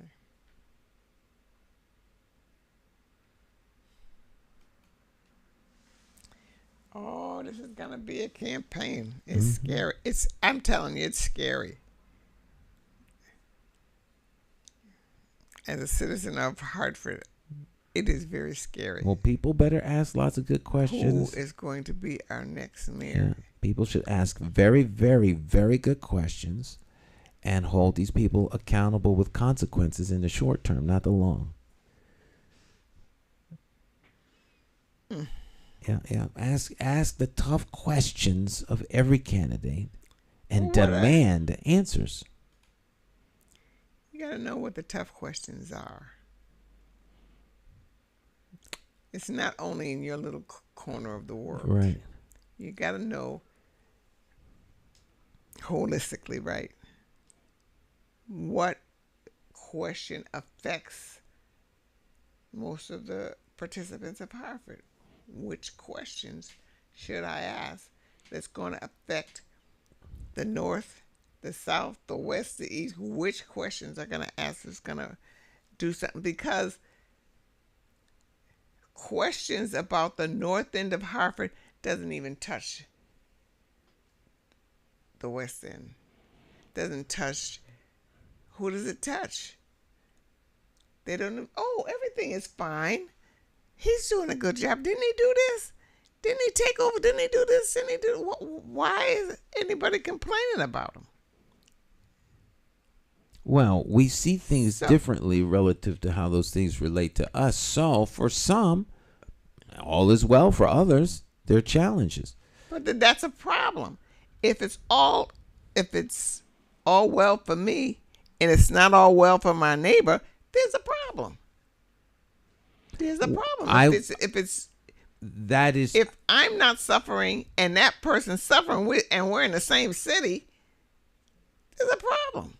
Well, I think there is a problem, and I think part of the challenge for the mayor or for the chief elected official and city council is to make a better city while being sensitive to everyone's needs and all of the problems so that you can fix those things, but not at the expense of one other part of the city. So you don't fix the North End at the expense of the South End. Right. And you don't build up the West End at the expense of downtown. Everybody works together for the greater good of the whole, so that we have a sense of one Hartford, one city, with many different neighborhoods and many different cultures, but we're all working toward the same goal. Okay.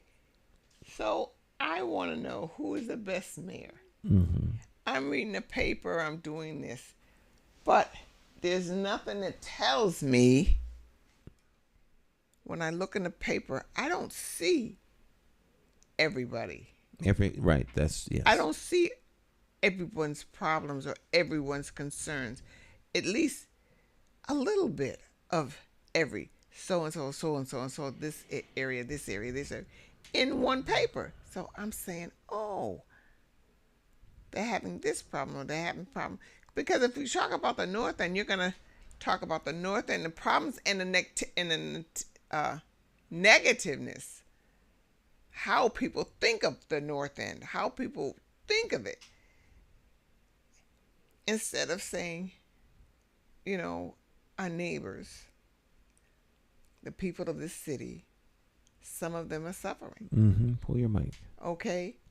And this is how it is. Mm-hmm.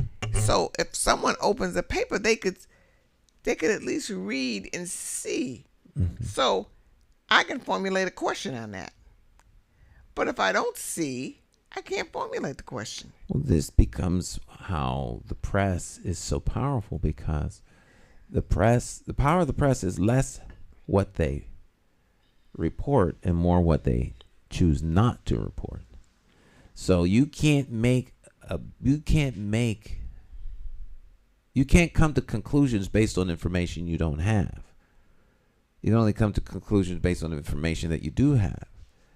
So the newspaper is trying to give you what they believe currently is the most important voices that are going to influence change within the city. So they'll bring you the top 3, the top 4, top 5, while there may be 10 or 15 running. Or else what they'd wind up doing is the whole paper would be just covering those particular people. So I think there's a certain amount of responsibility on the constituent to be well informed.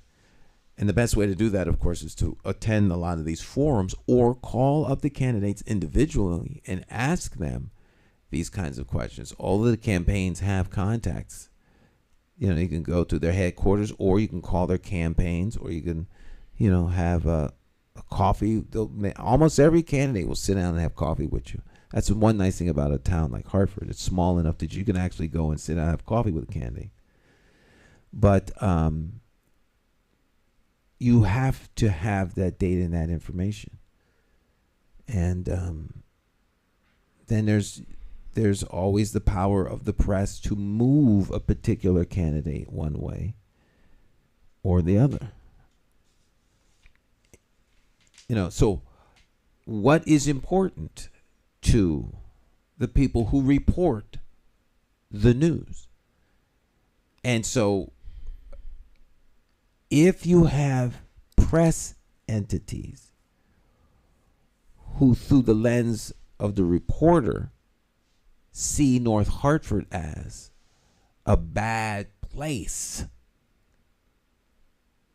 then it minimizes the conditions. Well, what do you expect? Oh, well, that's how it is. Oh, well, those are those people. Oh, well, they don't never have nothing nice anyway. So, they don't matter.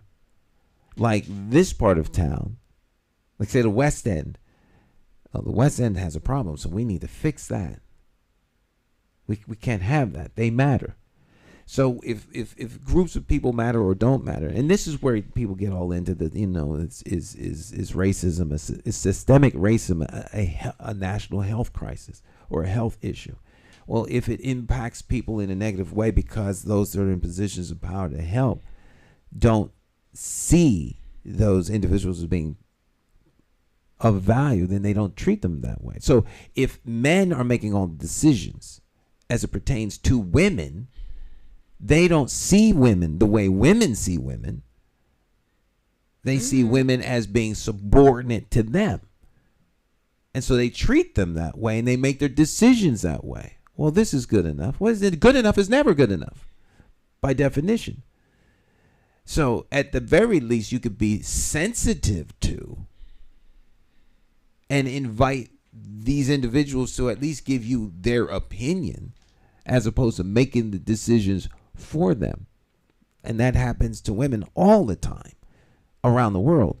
But then it happens to different classes of people as well. So the North End is predominantly, it's not as much as it used to be, but it's seen as predominantly African American, which is a class of individuals, while protected, is not valued very much. So issues in the North End languish, like the flooding and the sewage stuff. Now, if that was in Greenwich, it wouldn't be no sewage problem backing up in Greenwich. Ain't gonna happen. You need to tear up every street and put a new street down. That's what we do. We don't have sewage backing up in people's mansions. It's just not gonna happen. It's unthinkable. If it's happening where people who don't have money are, well, they glad they have a toilet. What are they talking about? Why are they complaining? It's just a matter of how people process stuff.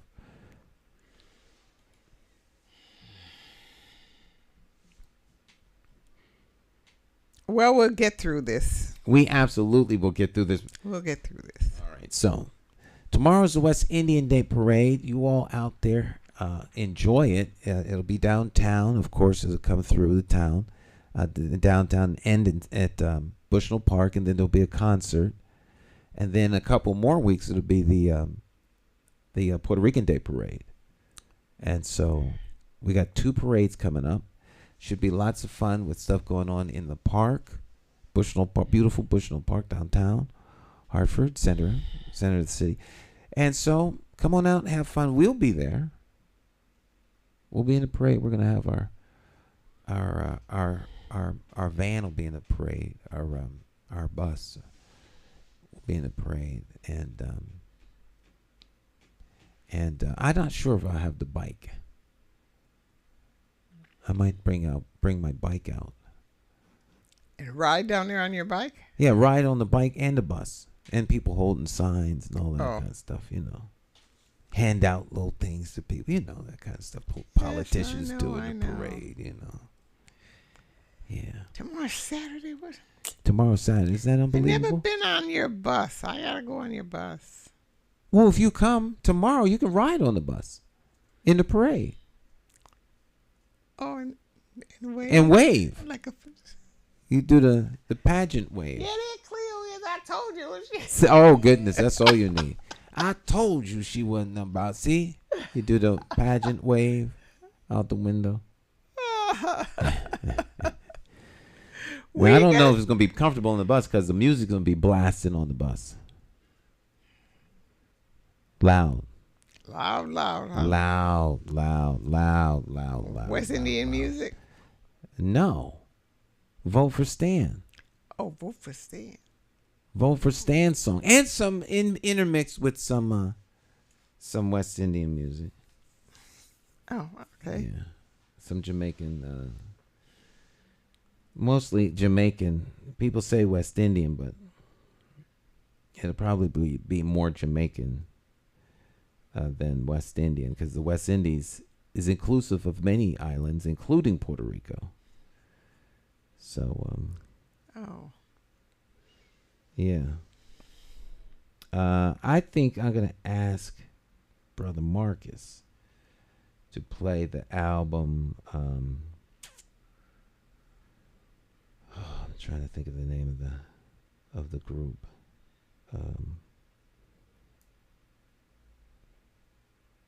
I'm looking up the group because the name escapes me.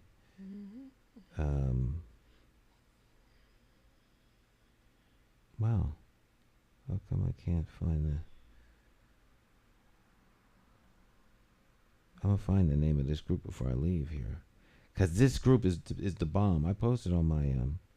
What group is that? That's I'm trying to think of. The name of the group. How can I not? Oh.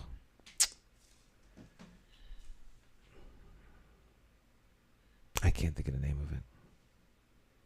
I can't think. I'm not even trying. Because I'm tempted to play it. And if I do, then it'll make the whole show something I can't. They'll sanction me for playing the music that I don't have rights to play. YouTube doesn't play, and neither does Facebook. As soon as you start playing the music, mute. Oh, really? Oh, yeah. Yeah. All right, Miss Cleo. Or else we'll sit here. I'll talk. The music stopped a long time ago. You all have a great rest of your day. Do something nice for yourself, and have a fabulous weekend. And I'll see you. I'll talk to you tomorrow, I guess, maybe. Okay, I'm going to get on my phone. Okay. I never did it before, but I will. All right. Get on my phone. All right. All right, you guys. We'll see you next time. You all have a blessed rest of your day. All right. Ciao, ciao.